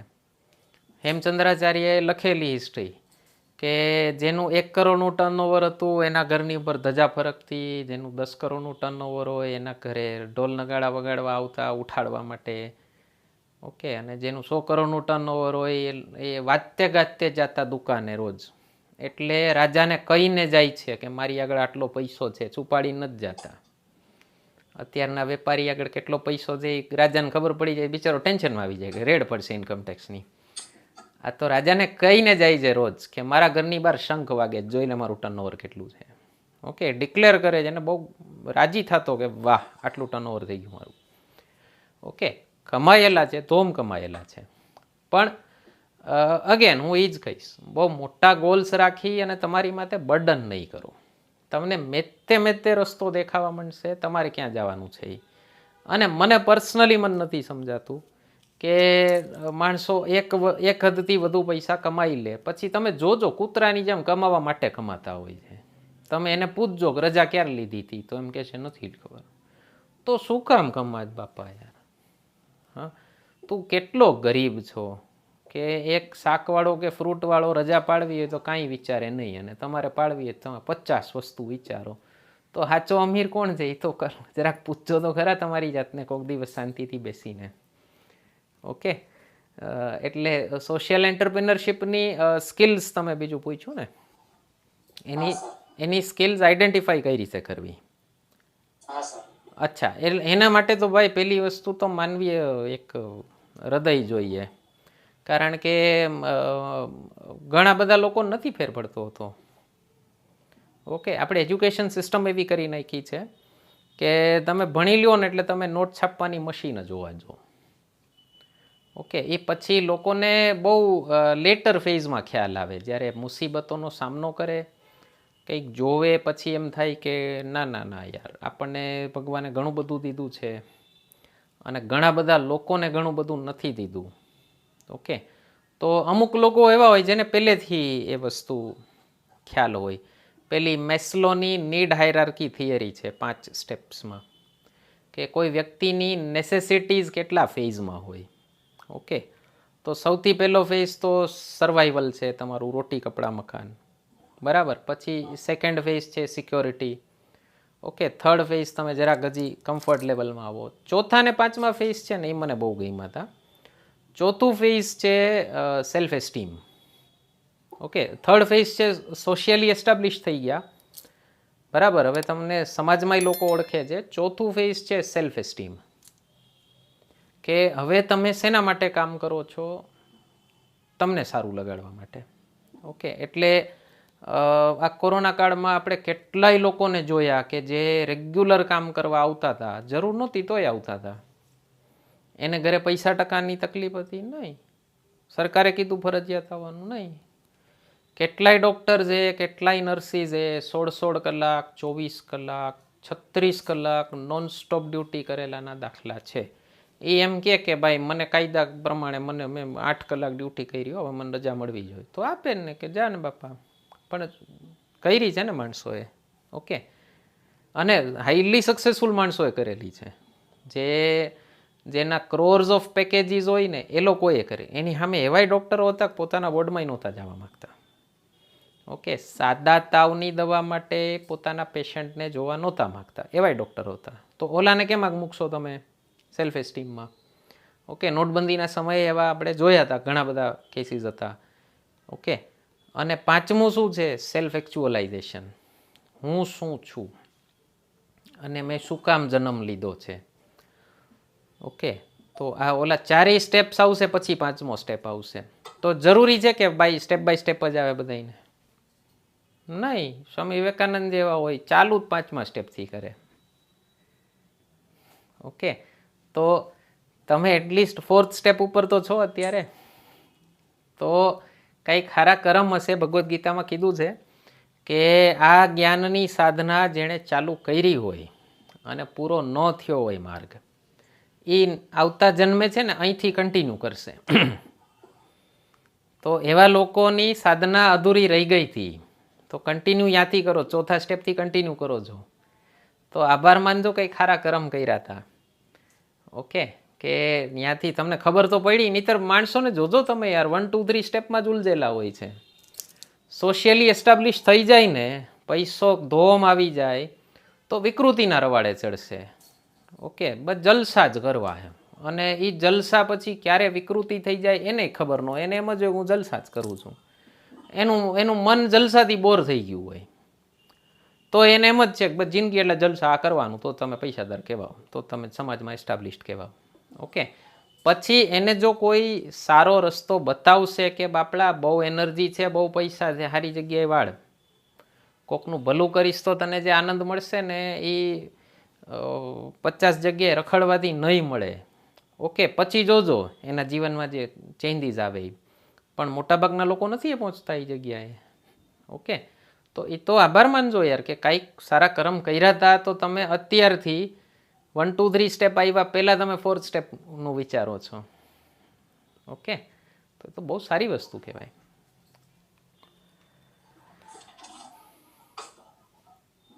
જી બોલો નેક્સ્ટ. નેક્સ્ટ ક્વેશ્ચન છે હની મહેતા. સર, મને એક ક્વેશ્ચન હતો કે આજના જે સ્ટુડન્ટ્સમાં એન્ઝાઇટીનો પ્રોબ્લેમ હોય છે કે જેના લીધે એ લોકો એનું ટેલેન્ટ રિપ્રેઝન્ટ નથી કરી શકતા, તો એ માટે શું કરવું જોઈએ? મારા ખ્યાલથી આવો જ એક રાજનો કંઈક ક્વેશ્ચન હતો. હા સર, એટલે વાંચવા વખતે ધ્યાન ભટકી જતું હોય. હા, યસ, આપ પણ એન્ઝાઇટી વાળો. એટલે શું છે આખો ક્વેશ્ચન બોલી જાઓ તો. હા, એટલે વાંચવા વખતે ધ્યાન કોન્સન્ટ્રેટ ન થતું હોય અને બીજે જ ભટકી જતું હોય. શરૂ કરીએ ત્યાં જ. હા, બંને કેસીસ એન્ઝાઇટીના જ છે. ઓકે, એક અટેન્શન સ્પેન લોકોનો ઘટી ગયો થેન્ક્સ ટુ આપણા મોબાઈલ ફોન્સ. ઓકે, એમાં તમે એકલા જ નથી, મોટા માણસોને તકલીફ થઈ ગઈ છે. તમે ક્યારેય કોઈ પણ થિયેટરમાં જોજો, માણસો 2 કલાકનું પિક્ચર નોનસ્ટોપ નથી જોઈ શકતા. ઓકે, એક વસ્તુ માર્ક કરજો, મેં ઘણીવાર માર્ક કરેલી છે કે 2 કલાકનો, એક તો પહેલાં તો 3 સાડા 3 કલાકના પિક્ચર આવતા, હવે પિક્ચરે બિચારા હવે ઘટાડતા જાય છે. ઓકે, ઓલા જે 5 મોટા ગીતો મૂકતા આપણા બોલિવૂડના, એ કાઢી નાખ્યા છે આખા. ઓકે, હવે પિક્ચરની લેન્થ ઘટી ગઈ છે. શું કામ? એ લોકોને ખબર છે લોકોનું અટેન્શન સ્પાન જ એવડો નથી રહ્યો. પણ એમાંય તમે જોજો કે મેં માર્ક કરેલું છે કે લગભગ આખા થિયેટર હોલમાં એકેય માણસ એવો નહીં હોય કે જેણે ચાલુ પિક્ચર દરમિયાન મોબાઈલ ખોલીને ચેક ન કર્યો હોય. અંધારું હોય તો આપણને ખ્યાલ તો આવે જ ને, લાઇટ થાય એટલે આમ તમે જોજો જરાક આમ તમને ડિસ્ટર્બ થશે કે વાં ઓલાએ મોબાઈલ ચાલુ કર્યો છે, વાં ઓલાએ મોબાઈલ ચાલુ કર્યો છે. ઓકે, તમારું ધ્યાન ભટકશે ત્યાં.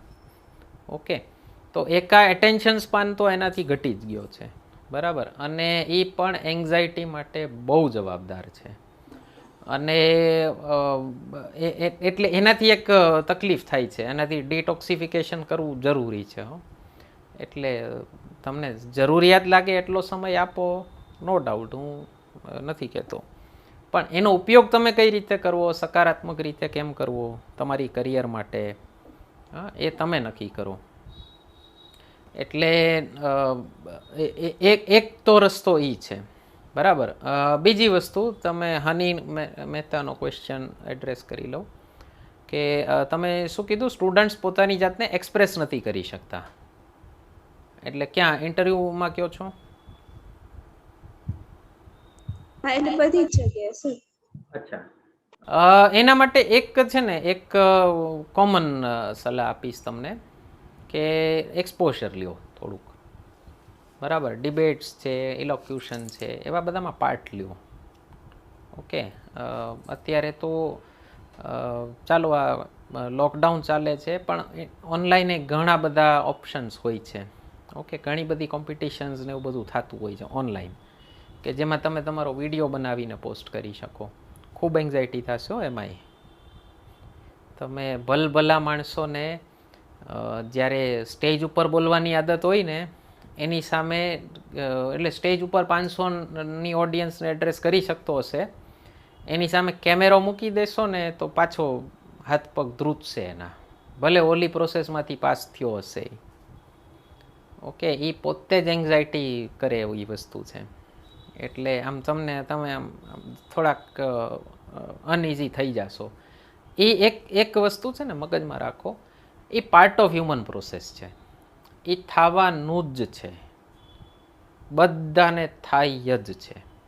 અને એના માટે છે ને બને ત્યાં સુધી એવા ટીચર્સનો પસંદ કરતા કે મને પર્સનલી આ બહુ તકલીફ થઈ હતી. મારામાં સ્ટેજ ફિયર ખૂબ હતો. સ્ટાર્ટ કર્યું હતું ને બોલવાનું ડિબેટ્સમાં ને ત્યારે મારા ટીચર્સ છે ને એટલી સલાહ દેતા ને કે તારી બોડી લેંગ્વેજ આવી હતી, તારો અવાજ ફંબલ કરતો હતો, તારા હાથ અહીંયા ધ્રુજતો હતો ને તું શર્ટનું બટન પકડીને ઊભો હતો. એટલે બાપા એ નોર્મલ પ્રોસેસ છે યાર, કરવા દો ને માણસને. ઓકે, ઇવન ઇન્ટરવ્યૂમાં થાય તો થવા દેજો. તમે ત્યાં એ લોકોને જે મળશો ને બહુ સિનિયર લેવલના આઈએએસ ઓફિસર્સ હશે જે 20-25 વર્ષથી સર્વિસીસમાં છે, એ તમને એટલા કમ્ફર્ટેબલ કરી દેશે ને કે તમને એમ થશે કે હું કામ બીતો હતો કે બીતી હતી. અને ઘણીવાર તો એ લોકો તમને ક્વેશ્ચન્સ એવા પૂછે કે તમારા કમ્ફર્ટેબલ એરિયા એને જાણવો હોય કે તમે કયો એરિયા બોલી શકશો, તો એના ઉપર એની ઉપર એ તમને લઈ જાય કે તું બોલ, આરામથી બોલ, મુંજામાં. ઓકે, આમ હાવ રેગિંગ કરતા હોય એવા કોક બોર્ડ હોય છે કે રેગિંગ જ કરી નાખે, પણ એવા અપવાદરૂપને સાઈડ ઉપર રાખીએ, બરાબર. બાકી એક વસ્તુ ધ્યાનમાં રાખો, નોર્મલ પ્રોસેસ છે. તમે કોઈ પણ પબ્લિક સ્પીકિંગવાળા ફિલ્ડમાં બોલવા જાઓ કે પરફોર્મ કરવા જાઓ, ઓકે, ત્યારે એ વસ્તુ થવાની જ છે. એનું એક્સપોઝર લ્યો, જેટલું એક્સપોઝર વધુ લેશો ને, નોર્મલી 5 થી 7 વખતનું સ્ટેજ ફિયર રહે છે માણસને. એ 5-7 વખત બોલવા જાય ત્યાં સુધી એને રહેવાનું જ છે. ઓકે, એટલે એની ચિંતા કાઢી નાખો. અને કોઈ પણ જગ્યાએ બોલ્યા હશો ને બધી જગ્યાની વીક નીકળી જશે, એ મારી ગેરંટી. બરાબર, એટલે અત્યારે તમે પાર્ટ લઈ શકો છો. તમે આભાર માનો કે તમે ઇન્ટરનેટના યુગમાં ભણો છો, તો તમારા માટે એક્સપોઝર લેવી કોઈ મોટી વસ્તુ જ નથી. હા, એક ધ્યાન રાખજો, ઇન્ટરનેટ ઉપર ઝેર ફેલાવવાવાળા બહુ લોકો છે, એટલે લોજિક ન હોય ને ગાળાગાળી કરવા બહુ આવી જાય બાજવા માટે. ઓકે, તો એ અગેન પાછા એવા ટોક્સિક લોકોથી દૂર રહેવું. ઓકે, બાકી એક્સપોઝર લ્યો, ખાસ લ્યો. અને હા, એક ધ્યાન કરજો, એનાથી તમને એન્ઝાયટી ડાઉન થશે. રાજ, તમે પણ કોન્સન્ટ્રેશન વધારવા માટે ધ્યાન બહુ સરળ રસ્તો છે.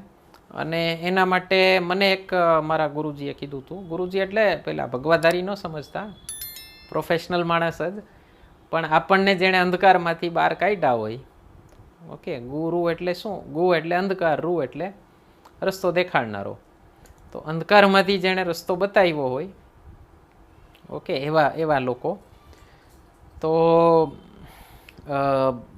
મને એમણે બહુ મસ્ત કીધું હતું. મને કે એટલે હું શંકરાચાર્ય ભણેલો ફિલોસોફીમાં, તો મને કે શંકરાચાર્યના સ્તોત્ર વાંચ.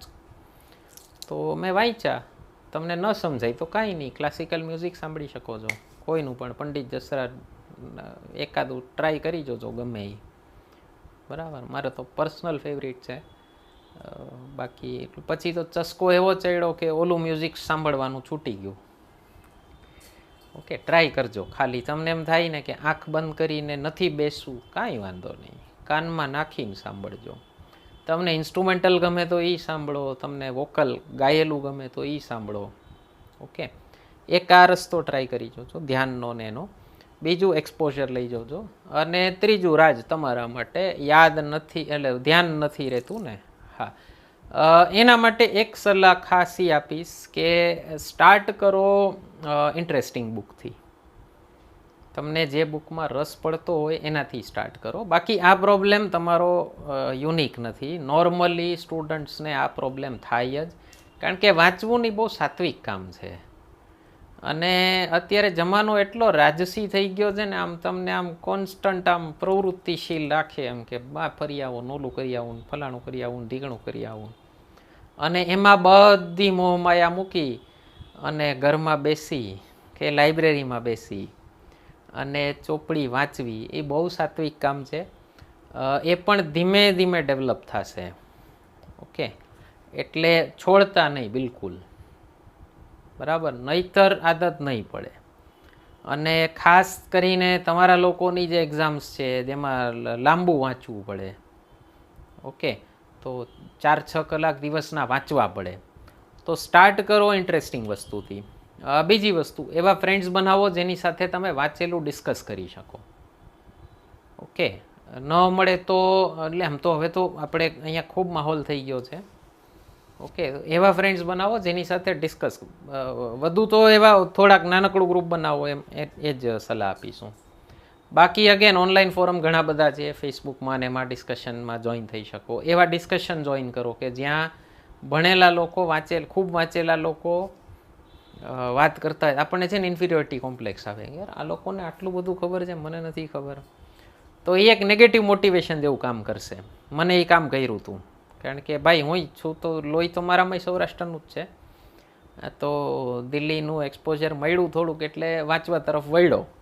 પણ એવું ન માનવું કે અહીંયા નથી એવા. મેં ખેરખા જોયેલા છે સાહેબ.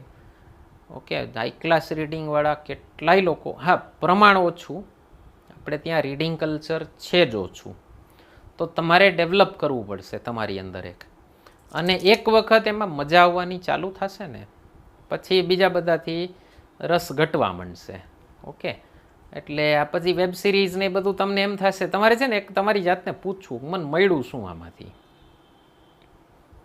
પછી છે ને કચરો પિક્ચર ને કચરો સિરીઝ, ઓલા સલમાન ખાન તો ટોટલી છૂટી જશે, મારી ગેરંટી. ઓકે, કે જેને હાવ આમ મગજ ફ્રીઝરમાં મૂકીને જોવાવાળા પિક્ચર હોય ને, એ તમે ઠીક છે સ્ટ્રેસ રિલીફ માટે જોતા હો તો અલગ વસ્તુ છે. બાકી તમારી જાતને પૂછવું, મને આમાં મળ્યું શું.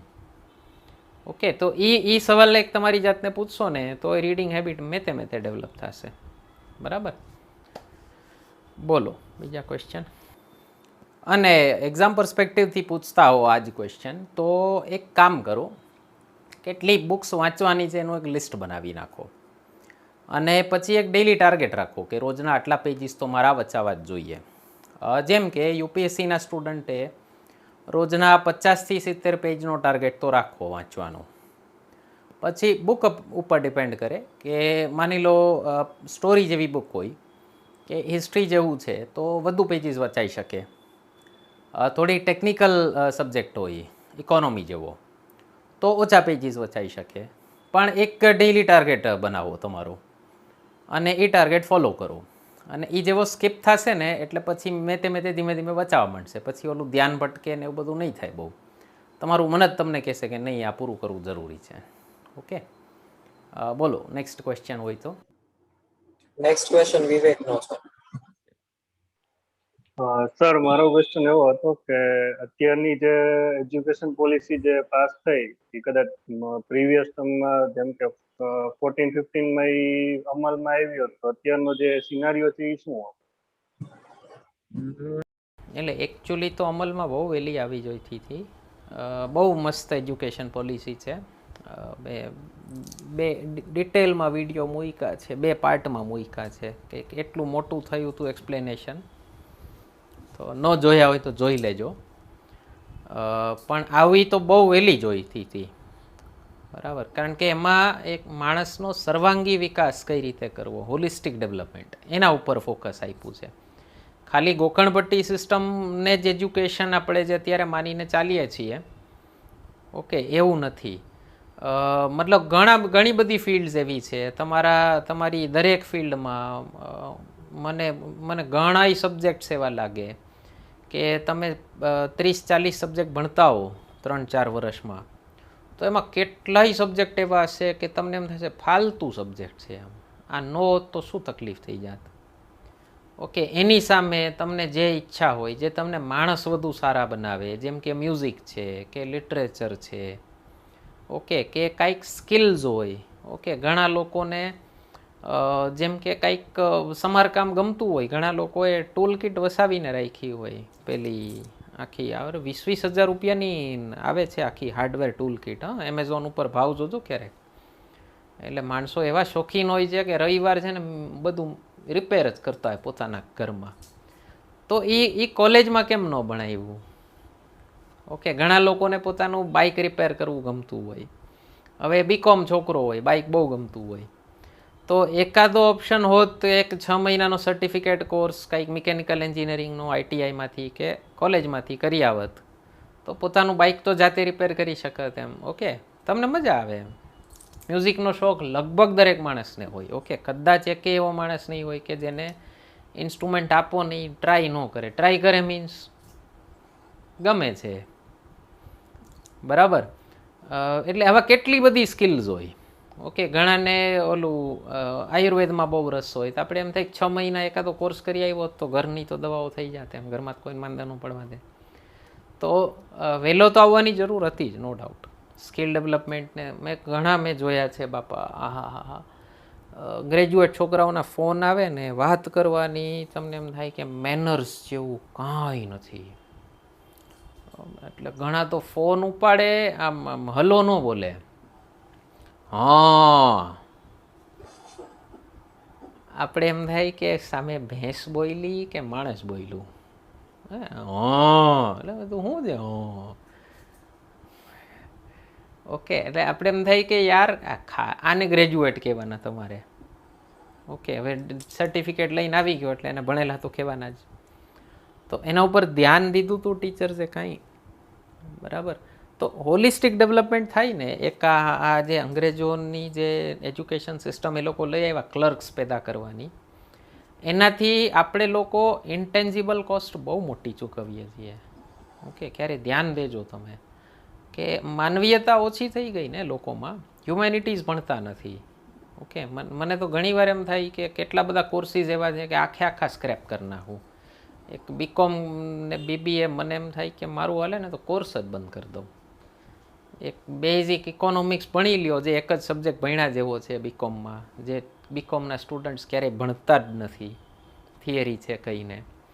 અને એક 6 મહિના એકાદી વેપારી પેઢીમાં અકાઉન્ટ્સ લખવા મોકલી દો કે ભાઈ જા ટેલીવાળા અકાઉન્ટ લખી આવજે અને ત્યાંથી સર્ટિફિકેટ લઈ આવજે કે આને અકાઉન્ટ્સ લખતા આવડે છે. ખોટું લઈ આવ તું જાણ. બાકી થોડીક હિસ્ટ્રી ભણાવો, થોડુંક કોન્સ્ટિટ્યુશન ભણાવો, થોડુંક ઇકોનોમી ભણાવો, મ્યુઝિક ભણાવો, એકાદું લિટરેચર ભણાવો, એનું કેટલું હોલિસ્ટિક ડેવલપમેન્ટ થાય. ઓકે, બાકી બીકોમના ભણતરથી કયા વેપારીને ફાયદો થયો હોય એ મને કોઈ બતાવી દે તો હું માની જાઉં. ઓકે, સેમ એન્જિનિયરિંગમાં કેટલાય સબ્જેક્ટ્સ એવા છે કે તમને એમ થાય સાવ ફાલતુ હતા યાર, શું કામ ભણાવ્યા, શું કામનું છે આ? તો એવા બધા વીડ આઉટ કરો ને, એવા બધા સબ્જેક્ટ કાઢી નાખો. એની જગ્યાએ આવા થોડાક માનવીયતા નાખે માણસમાં એવા સબ્જેક્ટ્સ ભણાવો, એટલે ચોઈસ આપો કે ભણી શકે વ્યક્તિ. ઓકે, તો બહુ સારી વસ્તુ હતી. આ જ હતો તમારો ક્વેશ્ચન કે બીજો કંઈ હતો? સર, કે અગર એ વેલી અમલમાં આવી તો એ કરિયરના સિનારીઓમાં કઈ રીતે ઇફેક્ટ? સ્કિલ ડેવલપ થઈ જાય ને ભાઈ.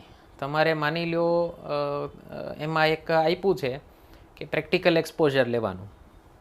હવે મિકેનિકલ એન્જિનિયર થયેલો છોકરો હોય, એને પોતાનું બાઇક રિપેર કરતા ન આવડતું હોય, કાર્બ્યુરેટર સાફ કરાવવા માટે ઓલા આપણે જેને અભણ કહીએ છીએ એ અભણ મિકેનિકને 100 રૂપિયા દેવા જશે, તો તારી 4 લાખની એન્જિનિયરિંગની ડિગ્રીને શું ધોઈ પીવી છે મારે?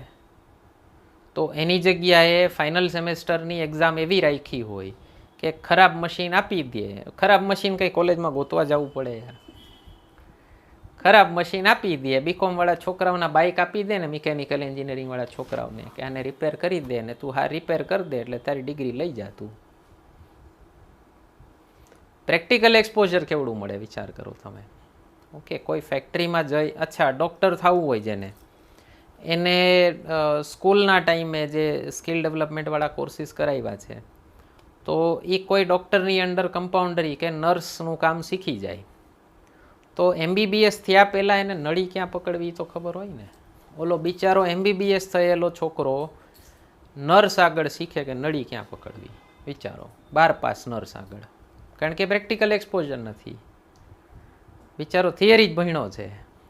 ઓકે, બીકોમ થયેલા છોકરાને પોતાની પેઢીના અકાઉન્ટ્સ લખતા નહીં આવડતા હોય.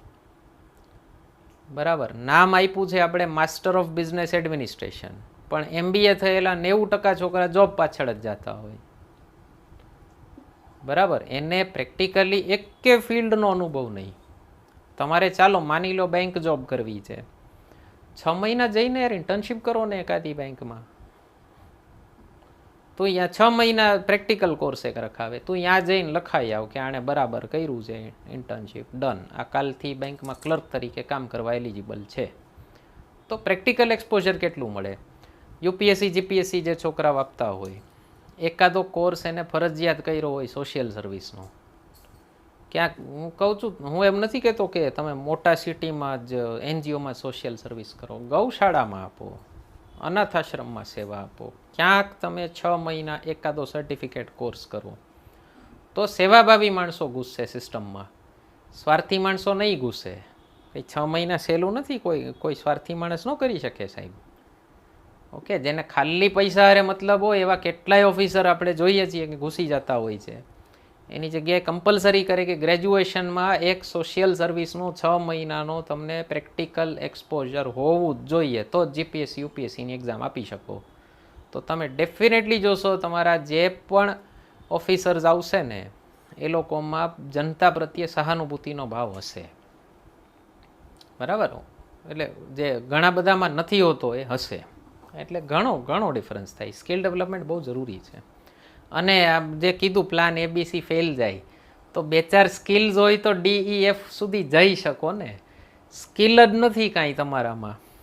તો આપણે ગુરુકુલ પદ્ધતિમાં એટલે તો 64 કલા શીખડાવતા કે ખાવાનું બનાવતા આવડવું જોઈએ, કપડાં સીવતા, દરેક છોકરાઓને ગુરુકુલમાં છોકરાઓને ખાવાનું બનાવતા શીખડાવતા કે ખાવાનું બનાવતા આવડવું જોઈએ, કપડાં સીવતા આવડવું જોઈએ, બધું આવડવું જોઈએ, તમે કંઈ ભૂખ્યા ન મરો. ઓકે, એટલે સ્કિલ ડેવલપમેન્ટ તો પેટ ભરવા માટે તો બહુ જરૂરી છે ને ભાઈ. બરાબર. હવે આ લાસ્ટ ક્વેશ્ચન છે sir. How to be strong and accepted when no one is with you? Strong and accepted. Again આમને જે કીધું મેં કિંજલને એ જ કહીશ કે સ્વામી વિવેકાનંદે છે ને અમેરિકામાં એક વાત બહુ મસ્ત કીધી હતી કે ભારતની મોટા ભાગની સમસ્યાઓનું કારણ એક જ છે કે ભારતના લોકો પોતાનું સ્વત્વ ભૂલી ગયા છે. સ્વત્વ એટલે હું શું છું, અને એ સ્વત્વ ભૂલી ગયાના કારણે પોતાનું સ્વાભિમાન ભૂલી ગયા છે, અને એટલે ઇન્ફિરિયોરિટી કોમ્પ્લેક્સમાં જીવે જાય છે. તો એક શબ્દ એમણે વારંવાર પ્રયોગ કર્યો હતો કે ભારતના લોકોએ સિંહાવલોકન કરવાની જરૂર છે. સિંહાવલોકન એટલે શું થાય? સિંહ છે ને રોજ સવારે ઉઠી અને પોતાની ટેરિટરી કેટલી છે ને એ એના જંગલમાં એક ઊંચી જગ્યા ઉપર જઈ અને જોવે કે મારી ટેરિટરી કેટલી છે. એટલે એને ખ્યાલ આવે કે મારે આટલું પ્રોટેક્ટ કરવાનો છે, આટલો એરિયા, અને એને એ આત્મબોધે થાય કે હું શું છું. બરાબર. તો આ જે તકલીફ તમે કહો છો ને, જ્યારે લોનલીનેસ કે નો વન એક્સેપ્ટેડ કે એ થતું હોય ને, એ ત્યારે થતું હોય જ્યારે તમે તમારા સિંહત્વને ભૂલી ગયા છો. ઓકે, તમે ભૂલી ગયા છો કે હું મારી રીતે 100% કમ્પ્લીટ માણસ છું. આપણે જ્યારે બીજા પાસે સર્ટિફાઈ કરાવવા જઈએ ને, અને આપણે આપણા સર્કલમાં અમુક એવી સર્ટિફાઈંગ ઓથોરિટી બનાવેલી હોય કે ભાઈ ફલાણો માણસ મને એમ કહે ને કે આ બરાબર છે તો જ બરાબર, અને એ વસ્તુ તમે માર્ક કરજો. ખાલી તમારા કરિયરમાં નહીં હોય, ઓકે, ખાલી તમારા લાઈફ પાર્ટનરની ચોઈસમાં નહીં હોય. મોટા મોટા ડિસિઝન કહી દીધા મેં. તમે કપડાં ક્યાં પહેરો છો ને, અને ફોન કયો લ્યો છો, બાઇક કયો લ્યો છો, ઓકે, ખાવા ક્યાં જાઓ છો, રેસ્ટોરન્ટમાં, એમાંય તમારે ઘણીવાર હોય જ છે ને બધાને. 1-2 ફ્રેન્ડ એવા હશે કે જેને તમે પૂછો કે હું આ ખાવા ગયો ને મને એનું ખાવાનું ભાવ્યો ને એમ કે હા એનું ખાવાનું બરાબર છે, તો તમને એ ખાવાનું ભાવે, નહીંતર તમારો ભાવેલો સ્વાદ ઉડી જાય. કરતા હોઈએ છીએ ને આપણે, જરૂર છે કે બરાબર. ઝીણી ઝીણી વસ્તુઓમાં પણ આપણે બીજાના સર્ટિફિકેશન ઉપર એટલા આધારિત હોઈએ ને.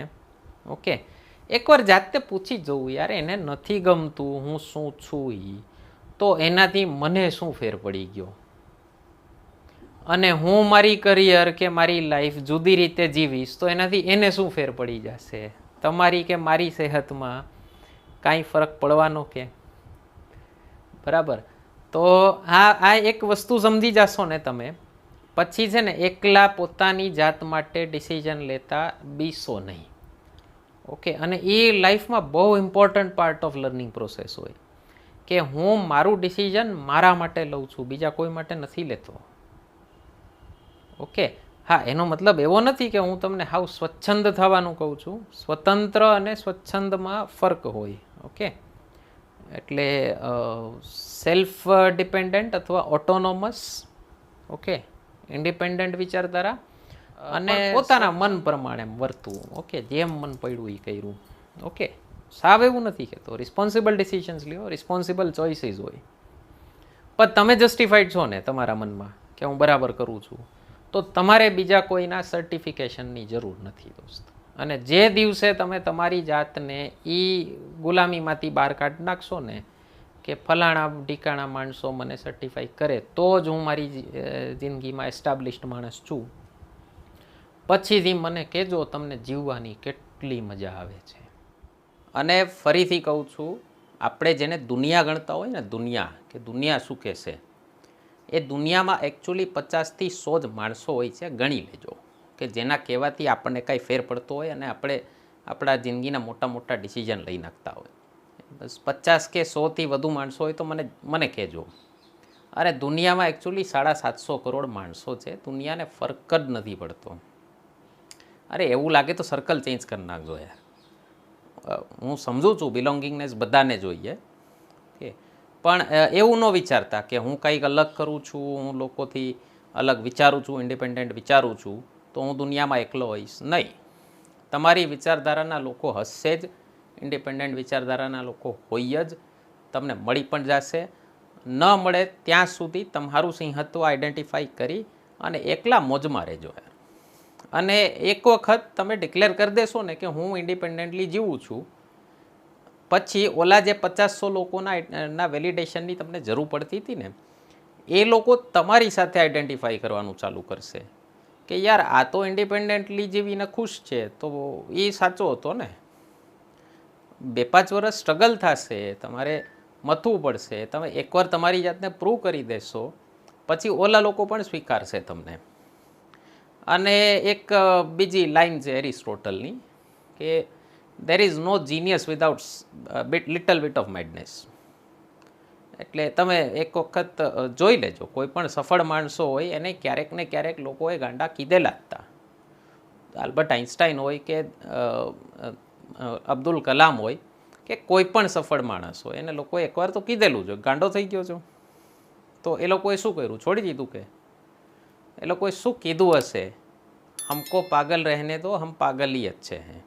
એટલે આવી દુનિયામાં ડાયા થઈને કરવું એ શું? ઓકે, તો ચાલો ઘણું લાંબુ ડિસ્કશન થઈ ગયું. બીજું કોઈને કાંઈ રહી નથી ગયું ને મહેક? વોટ ઓફ થેન્ક્સ કહી દઉં સર એકવાર. હા, કહી દો. આજનું જે આ લેસન્સ આપણે જે શીખ્યા એ આપણે બધા જે એક્સપિરિયન્સ, ખાસ કરીને મેં તો જે અનુભવ કર્યા છે આ 11 વર્ષ લાસ્ટ યર થી લઈને આ સુધી, અને જે મને આન્સર્સ નહોતા મળતા ને જેને મારે આ વિડીયો મતલબ પહોંચાડવો હતો રૂરલ એરિયાસમાં, કે જેના અમુકના પેરેન્ટ્સ એક્સપાયર થઈ ગયા છે ને બધું થઈ ગયું છે, તો આ સેશન હું શ્યોર છું કે હેલ્પફુલ તો રહેશે જ. પ્લસ સરનો ખૂબ ખૂબ આભાર કે તમે તમારો ટાઈમ, અને ઇવન જે બધા ગ્રુપ મેમ્બર, ટીમ મેમ્બર્સ છે એનો પણ ખૂબ ખૂબ આભાર કે તમે તમારો કિંમતી સમય 24 કલાકમાંથી આ કાઢી અને આ સેશન એટેન્ડ કર્યો. સો thanks to everyone, and especially thanks to sir also કે આ સેશનમાં તમે અમને જે ગાઈડન્સ કર્યું છે, અમે જે લેટ થતા હતા, અમને જ્યાં એવું નહોતી ખબર પડતી, એ આજના સેશનથી અમને ખબર પડી. સો thanks a lot for this.